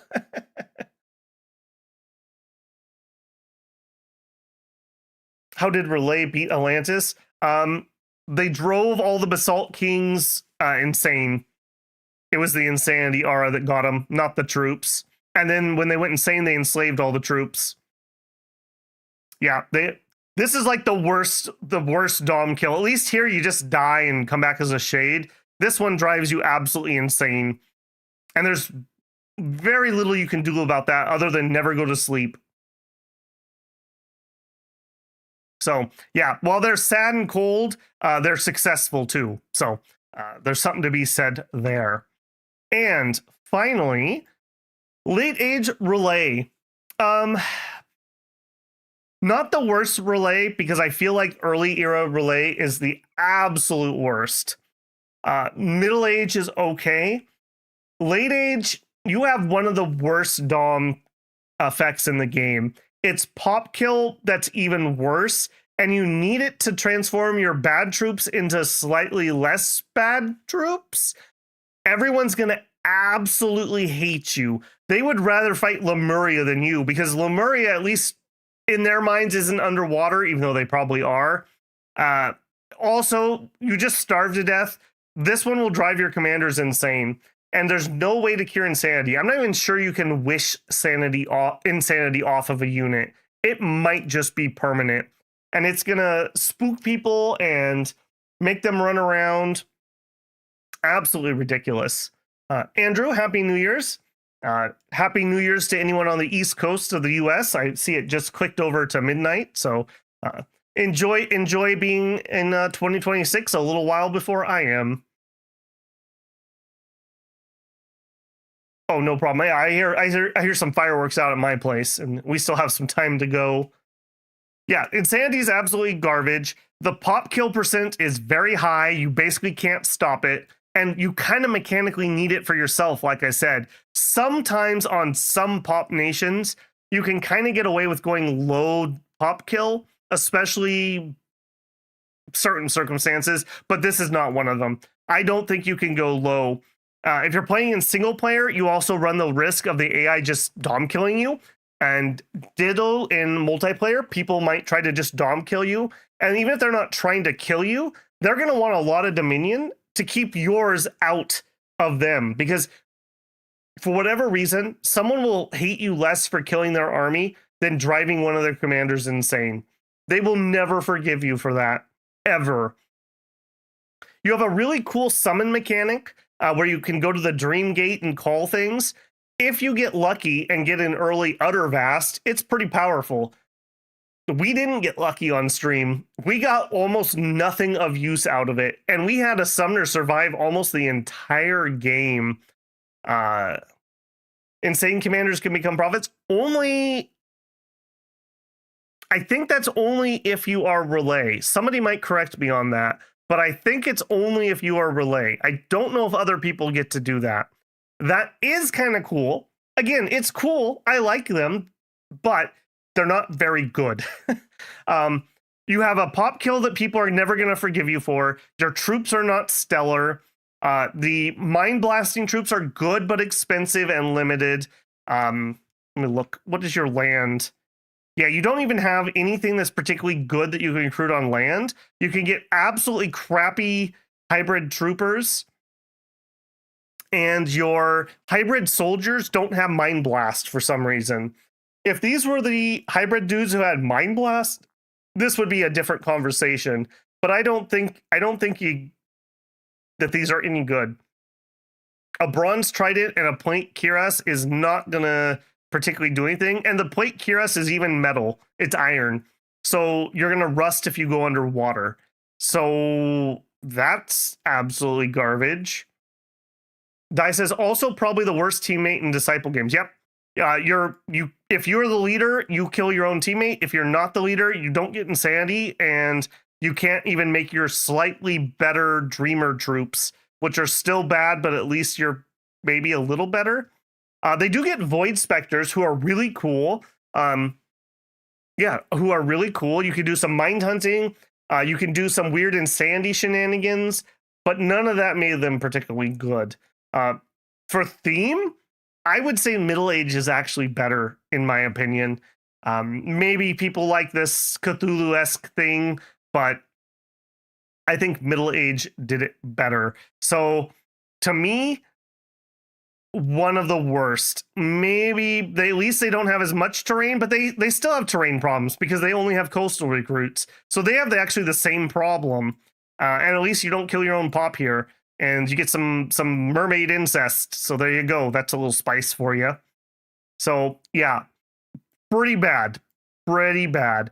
One thing I think would help, I think that there should be a national spell to turn your own troops into those void troops or dream troops or whatever. Or it should be like if you have your own troops at a temple, it'll like double the chance that they turn into the void troops. Something to really boost that.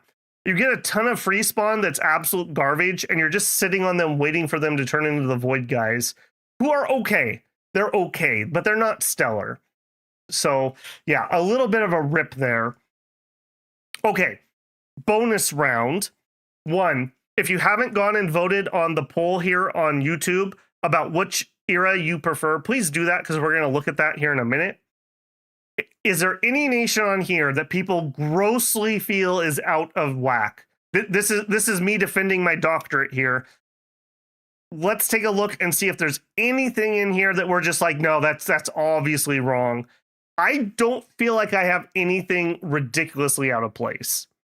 Like, maybe you'll argue like should be the top of one or the bottom of the other, but I feel like we're in the neighborhood. And if you're going to give me one, you got to defend your thoughts.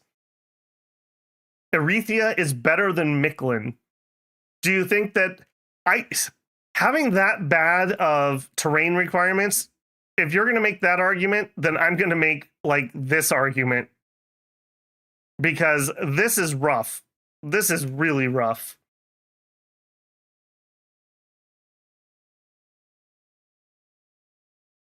Just be a disciple so you can ignore the pop kill. Yeah, but if you don't have your thing, then you can't get your Spectre units, which are your only like okay troops.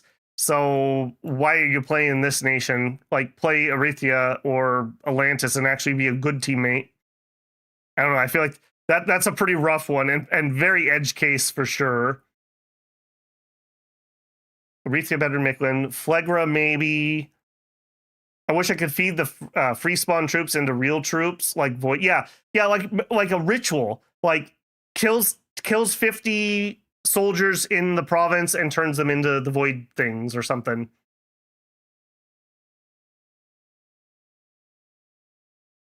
Moore says, I'm okay with being Mictlan in D. I could see Mictlan in D. People are saying, okay, I could see that. I could argue that.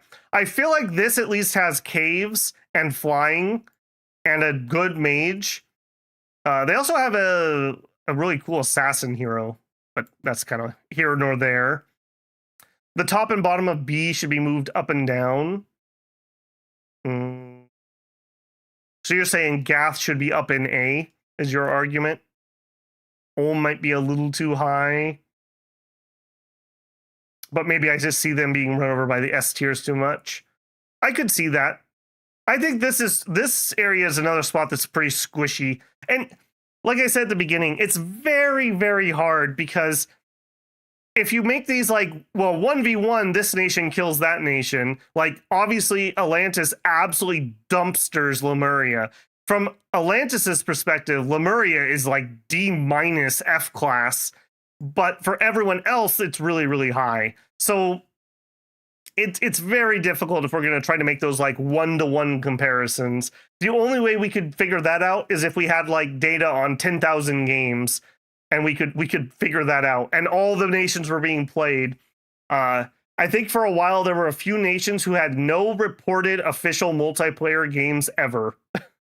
So, that's pretty difficult to do there.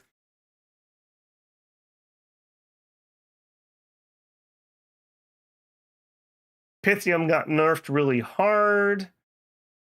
Midgård dies to everything. Yeah, Midgård's, at least they don't have the terrain problems that a lot of these have, or the magic resist problems. I don't think they're stellar, but at least they sail, right? They do still sail in late age, right? I'm not making that up. And you do still have the shapeshifters, who are still pretty good greatsword troops, if nothing else. Villains in the national roster, are you kidding me? Yeah. That is pretty funny. Pan might be S tier. The problem with Pan is, I think Pan peters out. Wow, that's a good one. I didn't even think about that. But I don't think they have the strongest late game. No particular blood or astral magic. You have okay troops, but at some point troops become less relevant. So I think that's going to be a problem there. Andrew says maybe Pan low S. Only need 30 games. I don't even think 30 games would be enough. Like, how big are these games? Are you playing all 31 nations in all 30 games? Like, that's one of the problems. Like, I haven't had time to watch the most recent round of tournaments, but last time that Lucid ran those, there were still new strategies that I was seeing people pull out that I had never heard of or seen before. So that's just incredible to me. It just takes one person thinking differently or playing differently, and you can turn the whole thing up on its head. Pan does not peter. They have one of the best mages in the game with the Sage, and can GONB. Somebody tell me what GONB is. I know it's the acronym, but I can't think of it on stream. They lost their elfing capabilities. They sure did. Mr. Cardonian says, I still say you should move the top and bottom of B up and down. So you're people seem to be pretty hard on Midgård. I'm willing to concede on that. I'm no Midgård Andy on that one. Or I guess it'd be Midgård Bjorn. And Gath up into A. Gift of Nature's Bounty. Thank you. Yeah, that is true. They can do that natively, which is pretty good when you can do a gym gen natively and have the gyms to do it. Oh, yeah, I see what you're saying, Jack. I'm just saying that we would need more than 30 games to get like enough data for every nation.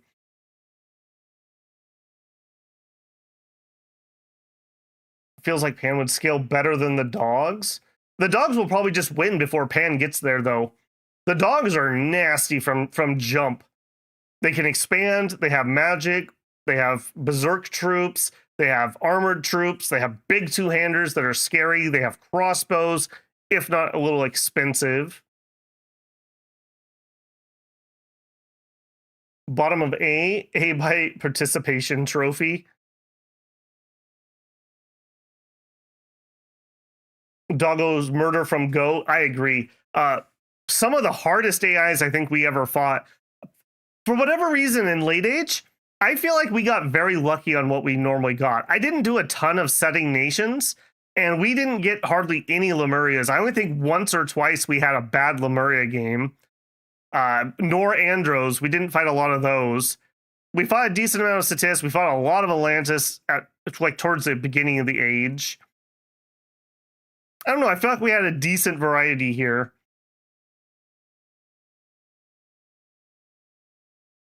Due to how much Liberty and RNG is in the game, getting good data would take a lot of games. Yeah. There's also like player skill to take into account, because it's very unlikely that most games are of equal skilled players. When I was playing in 5, I was, when we started, by far the most experienced player. So I purposely picked nations that I thought were weak so that the new people would have a better chance. So like my first multiplayer game with that group, I played Yomi, who I thought was pretty weak. I did end up winning, but after that, I think I ended up at about I want to say it was about a 35% win rate after playing through about 10 to 15 games, somewhere in there. And considering that we were playing between 4 and 5 people, I thought that was pretty decent.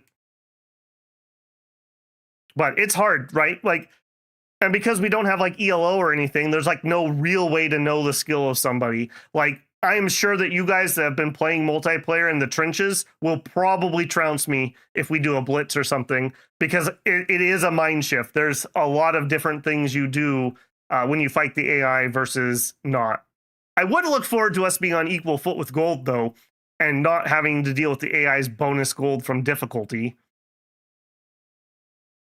Andromeda can double expand on turn 3. Yeah, they are very strong. The Foul Vapors nerfs were murderous. To be fair, though, Foul Vapors was really oppressive in 5. Like, really oppressive. Like, you basically almost always had to go with a poison resist if anybody had any chance of Foul Vaporing you. Andrew says, I think Pythium should also drop. Okay, I'm not going to fight for them. I do like them, but they are a bit one tricky.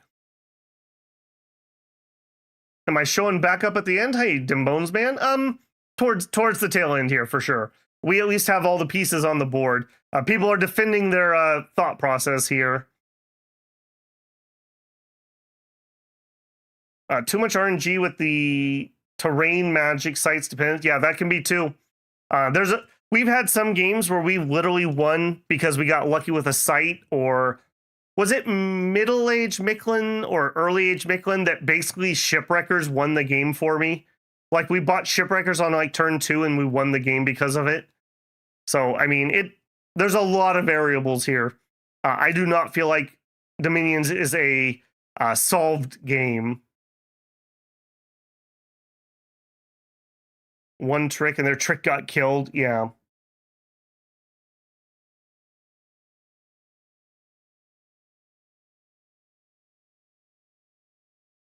Foul Vapors hurt the Telkine. I find the Telkine still very good. Now, a player probably would be a little bit better, but you can still surprise somebody with that.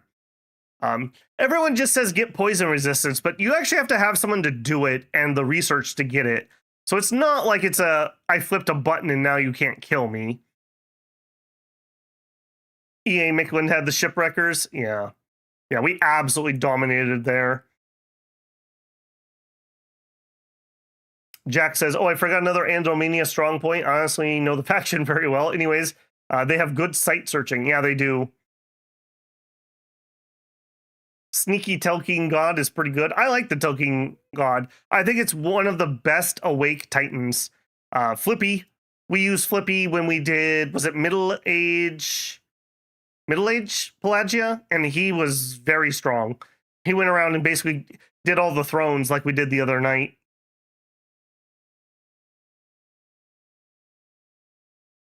Okay, I'm not seeing anyone that's too mad about anything in here. So, like I said, for anyone watching the VOD or something later, you can definitely comment and tell me why I'm wrong about various things. But just remember, these are kind of squishy. This actually does kind of look like we achieved kind of a bell curve here. So that is actually a pretty good sign for balance. I think we all agree that these could use a boost and these could use a little bit of a knocking down. Or just a price increase would help them some.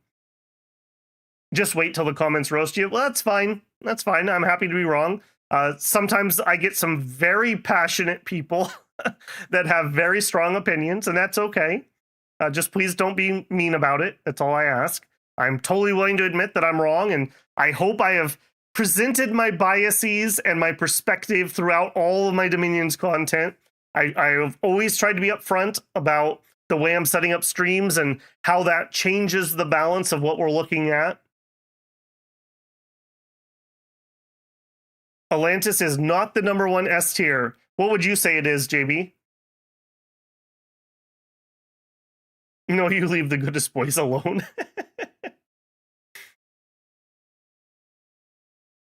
Everything is terribly expensive already. Yeah, but they still dominate. They still dominate. That's the thing. For me personally, I prefer when companies try to balance via cost rather than just straight nerfing things. You would say that Atlantis is an A somewhere. Ooh, those are a pretty big move there, JB. They wrap nation picks, yeah, or excuse me, they warp nation picks, yeah. I think a lot of these do. I don't think you necessarily change your nation for Satis, but you're very worried about it. And ditto here. But these two definitely change what I'm gonna do. Like, I'm not playing Lemuria if I know Atlantis is in the game. I'll tell you that. What makes them S? The strongest water nation. They dominate every other cold nation with better troops. They have some of, if not the highest protection if the enemy doesn't have magic weapons.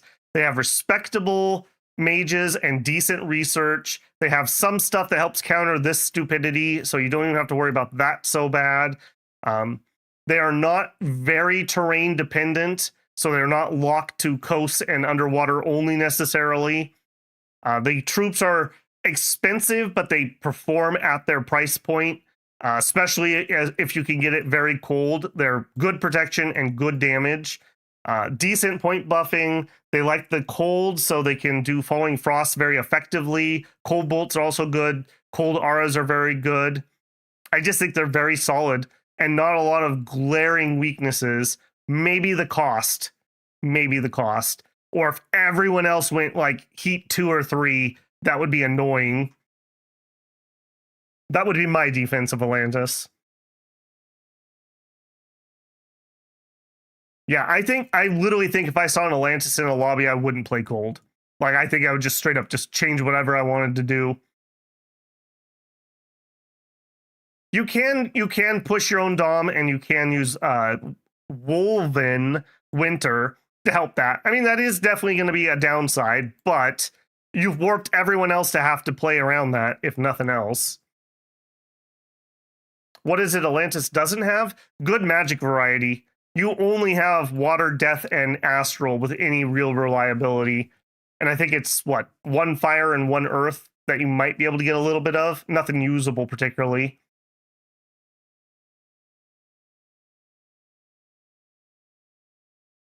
Just for Heat Nazca versus Atlantis. That'd be an interesting one, except for Nazca is in Middle Age, so we don't need to worry about it. Atlantis's mages are meh. They're okay. They can do things that are useful. They're not bad mages, so I think they're all right. But I'll agree. They're definitely not the strongest point of the nation for sure. And the sacreds are definitely not good either. But you know what? In late age, having a bad sacred just makes your build easier somewhat. Okay, I'm going to change my page here. You guys aren't going to see anything. I want to go look at how people voted on the poll. I need this one. Okay, let's see what people did. So I did a poll a long time ago when we were in early age, and I asked people which era they liked the most.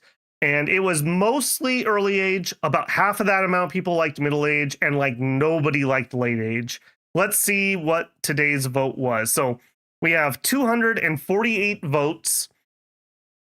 We got to 49% early, 42% middle, and 8% late age. So the middle age has actually had a big glow up there. I don't know if these are the same people that voted, obviously, probably not. But it's surprising to me that early age is maybe just edging out middle age. So that's a little surprising to me. I personally would agree with those results. I think I like middle age a lot more now than I did going into this. I had not played since 5 every nation. And in my multiplayer experience, what we would do is we would play early, middle, late, and we would just rotate through it. And generally speaking, you were kind of expected to like play something related to the nation you were on, because, you know, there's not always direct successor nations, to kind of balance out like, okay, well, you're going to play middle age or more, but at least you have to suffer through the other ones. So it was very warped on how I think most people like ages. Middle age, I think a lot of people just think that it's got a good balance of everything.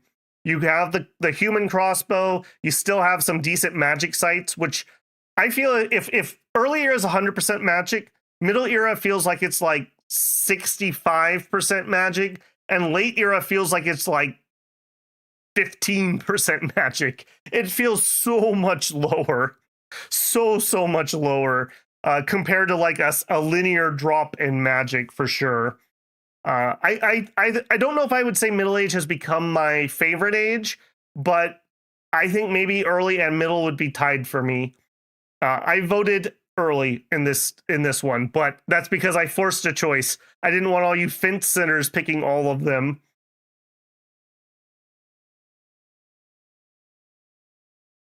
Just catching up on chat here. Midgård is such a cool nation. It is. It is. I had a lot of fun with their bless. That was one of the new nations I hadn't played before. So those were quite special to me when we got to do a nation that I hadn't actually played a ton of. So that was really cool. Nice bell curve. Yeah, I'm actually shocked. I wasn't trying to do that. Hence, I made you guys give me a last minute advice. But that's a good sign, though. Now, are there going to be ones that people disagree with? Of course. But I feel like this is relatively representative. The better stuff up towards the top and the worse stuff towards the bottom. And a lot of murkiness in the middle. That feels about right. Middle Age will always be my favorite, says Beowulf, just because I love Middle Age Ulm, a faction that says, screw you, magic, in a game with lots of magic. Can you imagine how good they would be in Late Age when they don't have to deal with as much magic? The moose flag is so out of place. It's just like moose. It's very large, it's in charge, and possibly loose. This is because I grabbed the moose thing and I had to upload it myself. I didn't have very nice high-res ones like our friend Cameron Rose did for us here.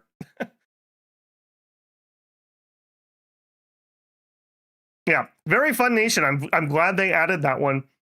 Okay, I'm relatively happy here. I'm definitely willing to just hang out and chat about Dominions, and then we will wrap this down a little bit.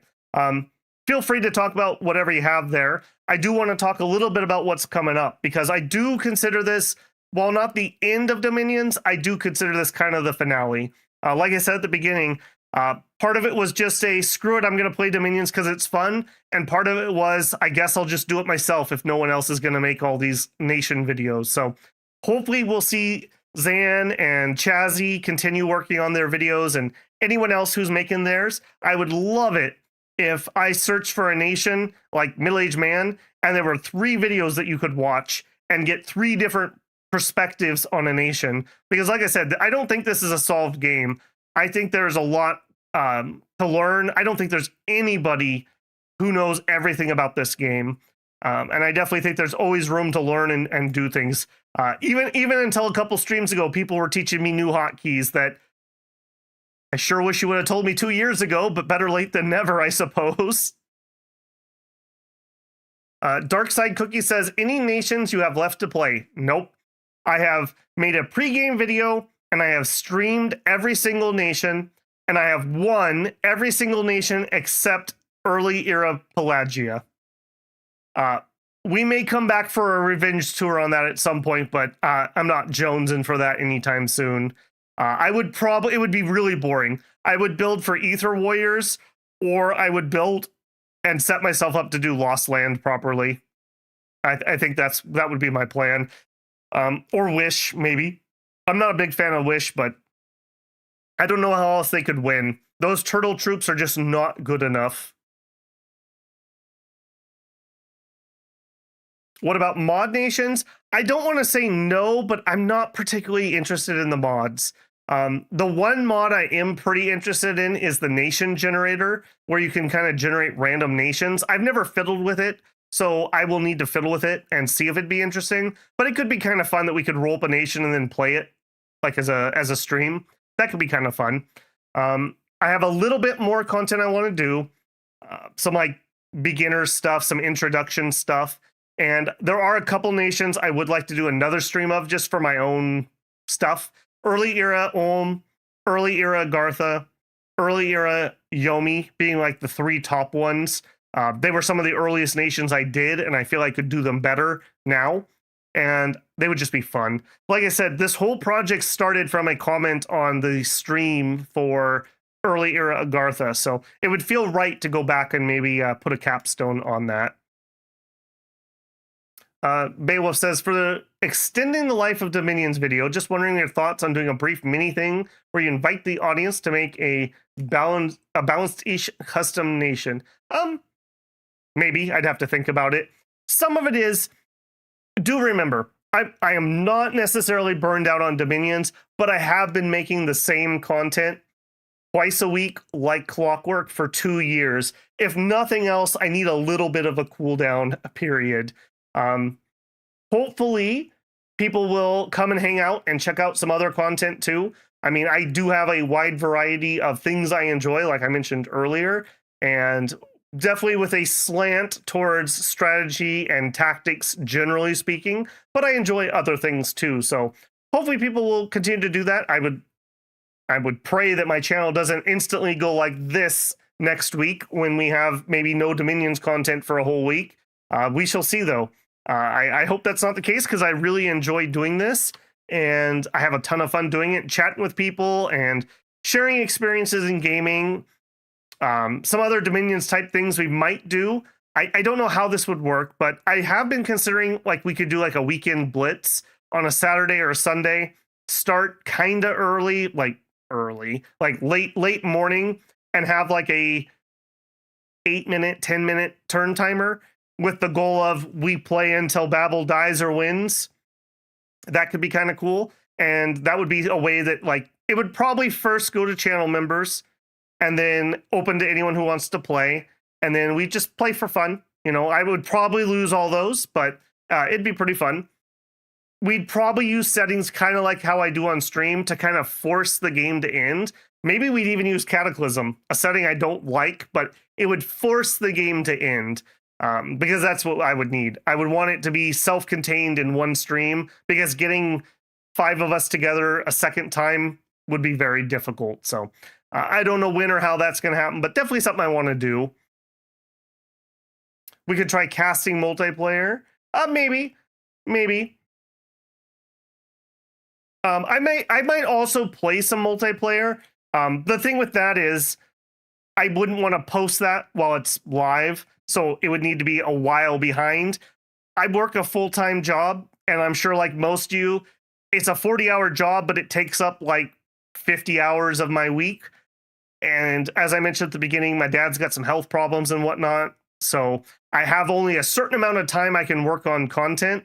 So I try to combine audience interest and my passion and find the crossroads of those two things. So like, I know Shadow Empires has been pretty popular. We're going to do some more of that, especially if the DLC would ever come out. Terra Invicta seems to be doing pretty well. I'd like to do a full playthrough. We got some good steam right now. Hopefully people continue to watch that. That'll probably be the main game that we're doing. We have Menace coming out here in like a week. We'll definitely do at least a little bit of streams of that. Maybe I'll make videos on that. I am going to do at least the story portion of Arknight's Infield. I'm looking forward to it, so I'm going to check it out and see if it's cool. Hopefully people will hang out for that. Cataclysm's on the short list. X4, I've been playing a little bit of that this last 2 weeks while I've been on vacation and enjoying it. I don't know how watchable it is because it's kind of a slow-paced game, but sometimes the slow-paced games are really fun for me to stream because, like, I can put on autopilot while we're going somewhere and we can sit and chit-chat. Sometimes, like, on Dominions, I have to, like, lock in, and it's harder for me to be quite so interactive. So that could be kind of fun to do stuff like that. Games where we can name characters and whatnot, always fun. Conquest of Elysium will definitely happen, but not yet. I need to give myself a little bit of cooldown time. I am going to pick it up here. Like I mentioned, it's on Steam sale. I'm kind of waiting until tomorrow before I buy any Steam sale stuff, but definitely going to pick up a few things. And I do have a couple things that I've gotten like emails from various companies about. Nothing that's going to blow socks off, but some interesting stuff coming, I think. Yeah, the true multiplayer is won and lost via diplomacy, and it's a lot of time. When I was playing a lot of multiplayer, everyone I was playing with was on the East Coast. So when I got home from work, I would play a turn, the turn would immediately resolve, and I would need to play another turn. So I would spend an hour to 2 hours every single day playing Dominions in one multiplayer game. So it takes a lot.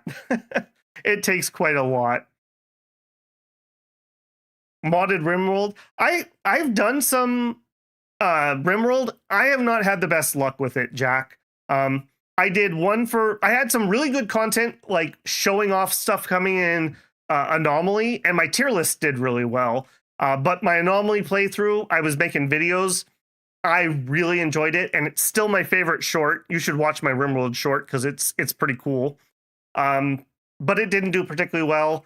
And then I did do a second playthrough last summer when Odyssey came out. It did okay. It got a proper ending, but it wasn't stellar. In all honesty, what I really need to see from content is like 1,000 views within like a week. And that's what I consider for the size of my channel to be doing pretty decent. So like Terra Invicta hit that pretty easily. So it's high on the list. But I really do enjoy RimWorld a lot. And I do play very heavily modded RimWorld, which is funny because I'm the opposite in Dominions. I don't like mods in Dominions because if you're going to make content teaching about a game, don't use a lot of mods because a new player is not ready for that. Same thing in Shadow Empire. I use a little bit of visual modding because I feel the game's a lot more playable with that, but I don't mod any of the actual mechanics so that you can play along and learn from those videos. RimWorld's hard to... Well, and the other thing is a lot of those people who are doing like big RimWorld stuff, their channels are big enough that they've hired editors. I'm not big enough to afford editors. Is Terra Invicta worth it in EA? I was considering getting it or waiting for release. Well, Baller, I have been playing the 1.0 release. Thank you to Hooded Horse for allowing me to have that early.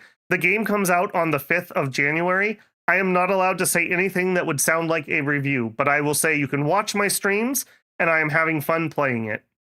So I can say that much about it. If people in chat have an opinion, they're welcome to share it with you. It's a long game, though. It's a very long game.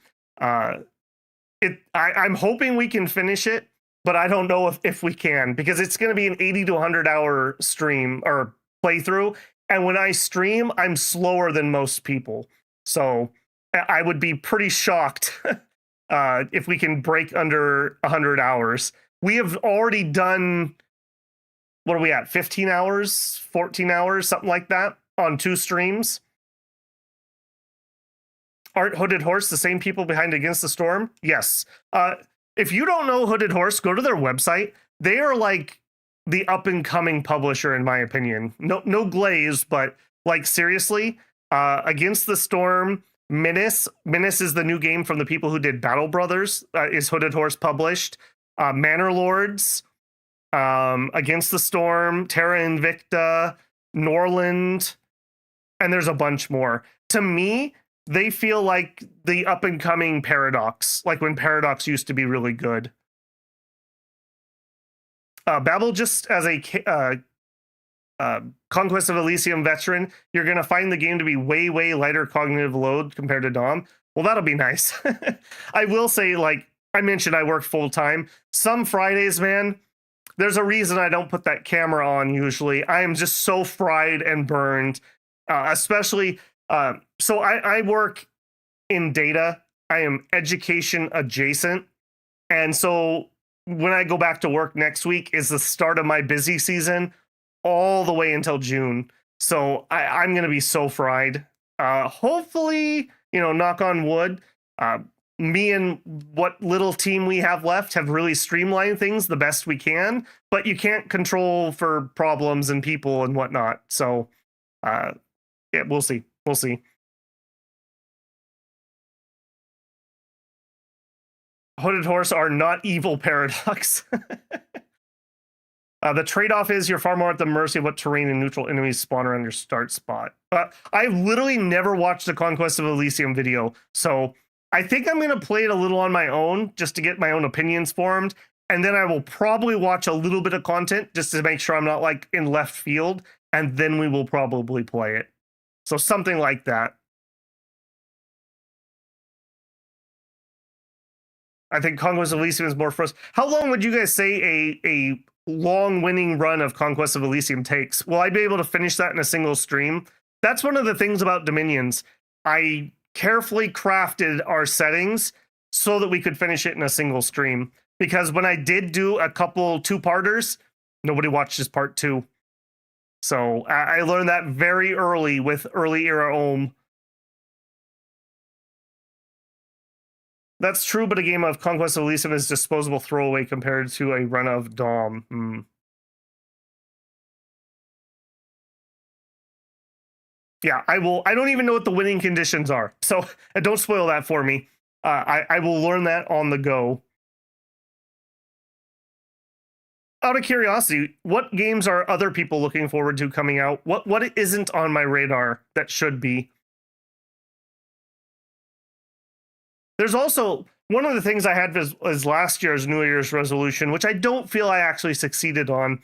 I wanted to do some more, even further variety gaming, and I don't feel like we did a ton of that. I tried some. We did some Monster Hunter. It did not perform. I did the full campaign. It wasn't particularly good. But beyond that, I don't feel like I really pushed myself too much on that. I should do something like Space Marine 2 or something, but it's always so difficult because if you are a Dominions fan, you're not going to watch Space Marine 2, right? So I don't know. It's difficult. I do like to do some variety though, because that's how I don't burn out. That's why I don't do Dominions every single stream, and I stuck to my schedule pretty rigidly. Even when I was really in the mood for it, or when I wasn't in the mood for it, I made sure we got it done. I'd love to do something like Rimworld would be a fun one. Satisfactory could be fun, but that'd take a hot minute. Factorio could be kind of fun. I don't know. There's all kinds of things I'd like to do, but like I said, like I only have so much time, so I need to make sure I'm spending it on what people want to watch.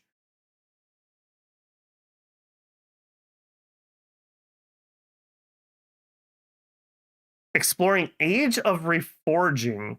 Would you post that in the game suggestion, Shinosuke? I don't recognize that name. Vintage? Vintage is a little bit on my radar. I've never watched anyone play it, but just from people's thumbnails, it looks vaguely interesting. I've heard it described as survival horror Minecraft. Would you say that's fair?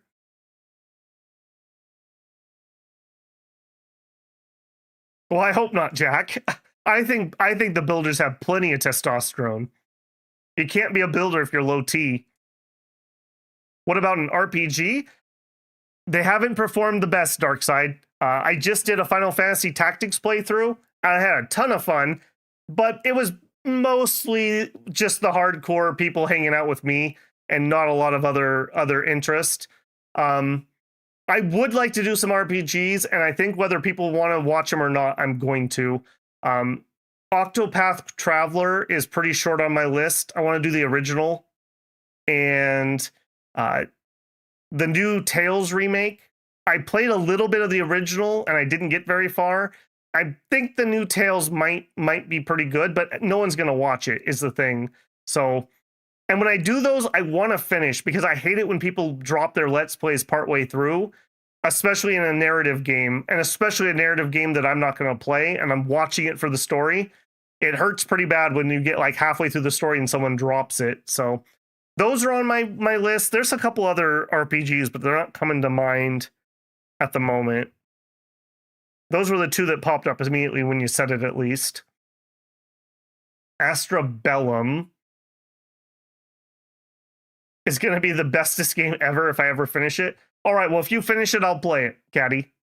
We'll have a deal. You'll have to remind me to come back to this VOD if I don't believe you. Marvel Rivals. I'm not really into that, but I know that's super duper popular. I can usually only play one-ish live service-y type game at a time. So like I played some Helldivers 2. I never did it on the channel, but I played some of my own time.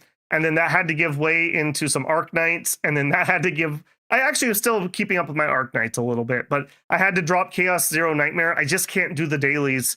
I don't have time.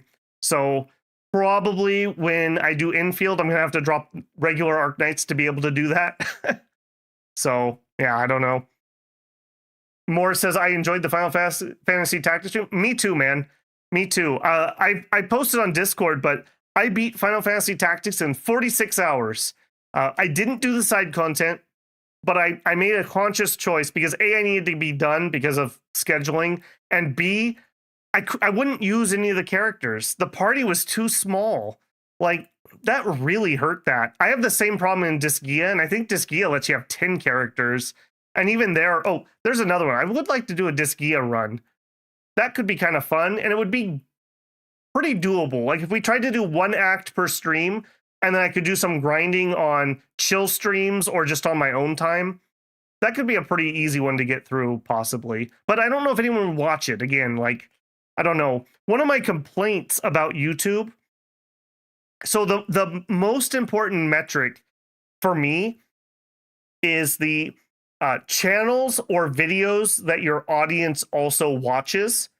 But you need to have a certain amount of active viewership in the last 28 days to get the stat.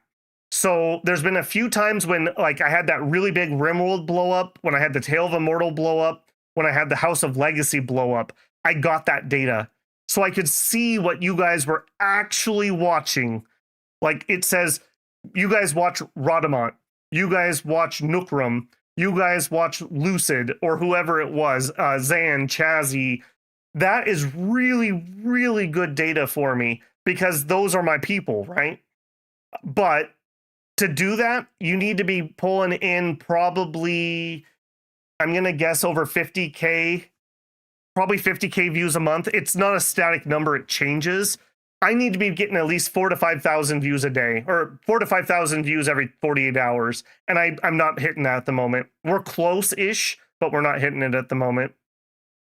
So it's kind of a catch-22. If I had better data, I could make more popular videos, but I'm not getting the data, so I can't. It's kind of a weird one.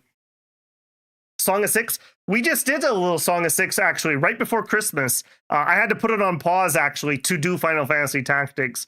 We are definitely going to go back to Song of Six. I really enjoyed it, and it was popular enough. Yeah, we're definitely going to do that again. Probably another one in short order. I generally like to have at least 2 games on the channel at once so I don't get bored. I generally stream Friday evening, Saturday afternoon, Monday evening, and Wednesday evening. So I like to have at least 2 games going on so I can kind of like bounce. And I don't know, I may change up that schedule too. Sometimes that is a little heavy on me, but it's kind of what I need to do to grow. Right now, our goal is to get to 10,000 people by November 30th, which is the channel anniversary. That'll be year 3. And to get to 10,000 people by November 30th, I need to average, I think it's either 8 or 9 subscribers a day. And we're at like 7.8 at the moment, which is fine. We should have some spikes as various things come out, but that's really a hard goal for me. I think that every time I hit a big milestone, new opportunities have opened up. And so 10,000 is going to be another one of those that will be really important. So I would love to do that. As I mentioned earlier, I'm not as nervous as I was a couple of years ago, but I'm still relatively nervous about my job. So I would love to grow this to the point that I could say, screw you guys, I'm going to go do this for a living. I would have so much fun. Axe says, I posted stream timestamps in the members channel. Thank you, Axe. Thank you. And everyone else who posted those, I'll try to get those on pretty quick. If you have the right formatting, it's as easy as copy pasting. So hopefully I can just transfer that right over. And let me zoom up here. Hey, Alexandra Rain, welcome in. Just dropped in. What's the nation with the oversized flag? Is Amadia. Yeah, the new Moose Nation. It was so new that our good friend of the channel, Cameron Rose, had not added it to the tier list. So I made my own little one. What about Phantom Brave? You know, that name keeps coming up. I don't know if it's just you repeating it or if other people are into it. I posted stream time. Anyway, got that. I always heard that you needed like 100K subs to make a living. Do you think that's the case? Part of it's going to depend on where you live and how much you spend on your channel, obviously. For me, if I had the exact same level of support we had right now, I would need it to be about 6 to 7 times the amount. So subscribers don't really mean anything. Most things, what really matters is people actually watching your video. Super chats and memberships, especially. The ad revenue can be nice every once in a while, but for most things I do, it's pennies when at best. I think on the Terra Invicta, the first stream I did, which was a pretty good stream for me, I think I made $3 on ads. It's like nothing. Like one membership is worth more than 7 hours of having ads on. Now, part of that's because most of you guys block ads, so you know, take that into account. It also depends on are they selling you something. I have ways to support, but I'm not really selling anything. So if you do a travel channel and you can get sponsors are where you actually make it. Like, I won't call anyone out, but if the gamers who can take sponsors to play a game for 3 hours probably make more than I make on my entire channel in a month. And, you know, you get 2 or 3 sponsors a month and you can live off of that. I'm lucky because I live pretty cheap. I live in a relatively okay cost of living spot, and I drink black Lipton tea that's like $10 a box for 100 things. So I have that going for me. I'm pretty lucky in that regard.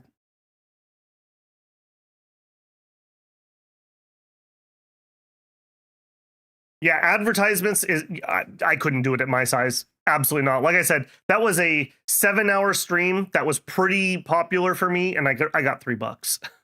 So the ads are not stellar. And that's probably more than normal, because normally I don't let ads play automatically. I normally only play ads when I go on break. So that was a little bit of an experiment to get some data so that I could justify to myself which way I want to do things. Because I get it. It's really annoying when you're watching a live stream.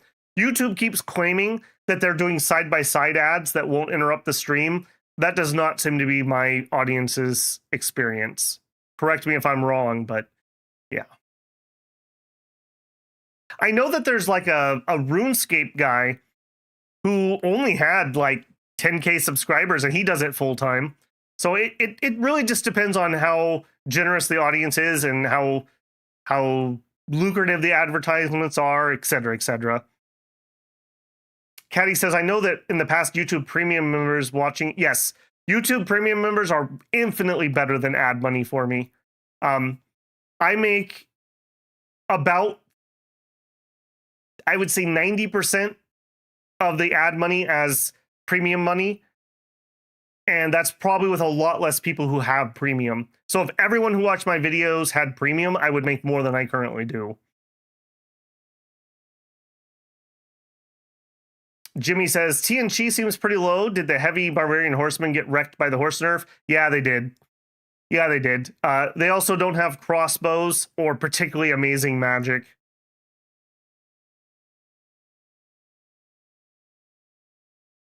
You got to be real careful with affiliate links. Yeah, I've experimented a little bit. I linked my keyboard and I linked my mouse on some of my recent videos, and that's done directly through YouTube.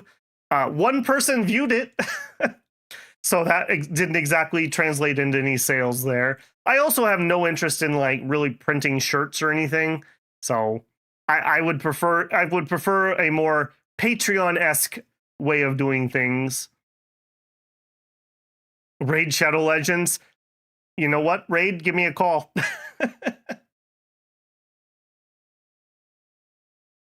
I will say Dominion's folks dish a lot of views for a small community.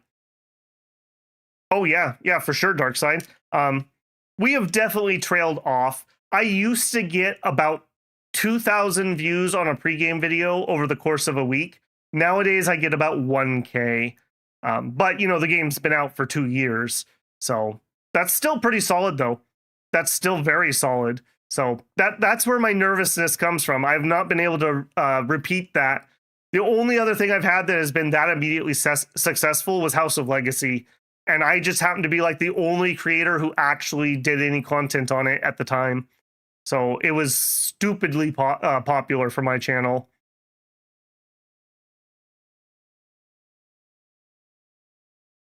Yeah, they still have those cool fear bows, Jimmy. And I don't think they're like unplayable, but they're definitely not a powerhouse, unfortunately. I think Middle Age was definitely their high point. It's quite hard to get the time to sit down for a full Dom stream. Yeah. The VODs usually do all right, but again, you know, over 2 years, it's slowed down. Like, one of the things about YouTube, it's so weird. Like, on one hand, you kind of have to trend chase, but on the other hand, you also have to be incredibly reliable. Like, the biggest strength I have had is I have been like clockwork. It used to be Monday videos, and then it changed to Tuesday. And it's been Friday Dominions, and by 98% for 2 years, Tuesday, Friday, Tuesday, Friday, Tuesday, Friday. That consistency really, really, really helps. But like I mentioned, how much of my channel is only Dominions? We'll find out here in about the next month if anyone's still watching me.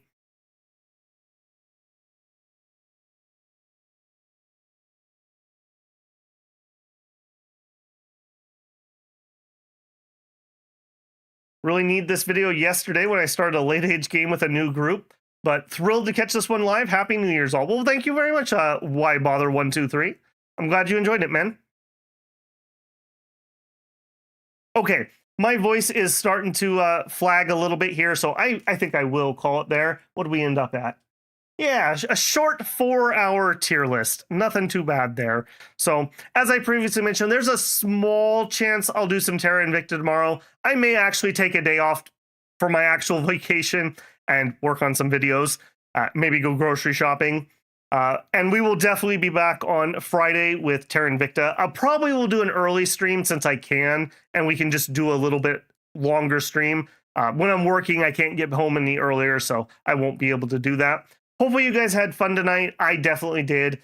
Very different video. I don't normally do just chatting type stuff, but yeah, it's New Year's. It's kind of become a little bit of a tradition for me. Hopefully you guys are enjoying it. And I hope you guys have a great New Year's Eve. Stay safe if you're out and about. Imbibe responsibly. I really hope to see everyone in future Dominions or other content. I wish you the best for 2026. I hope my 2026 is better. It's been a pretty rough year yet again for Babel here, but it'll get better, right? Surely it must get better. All right, guys.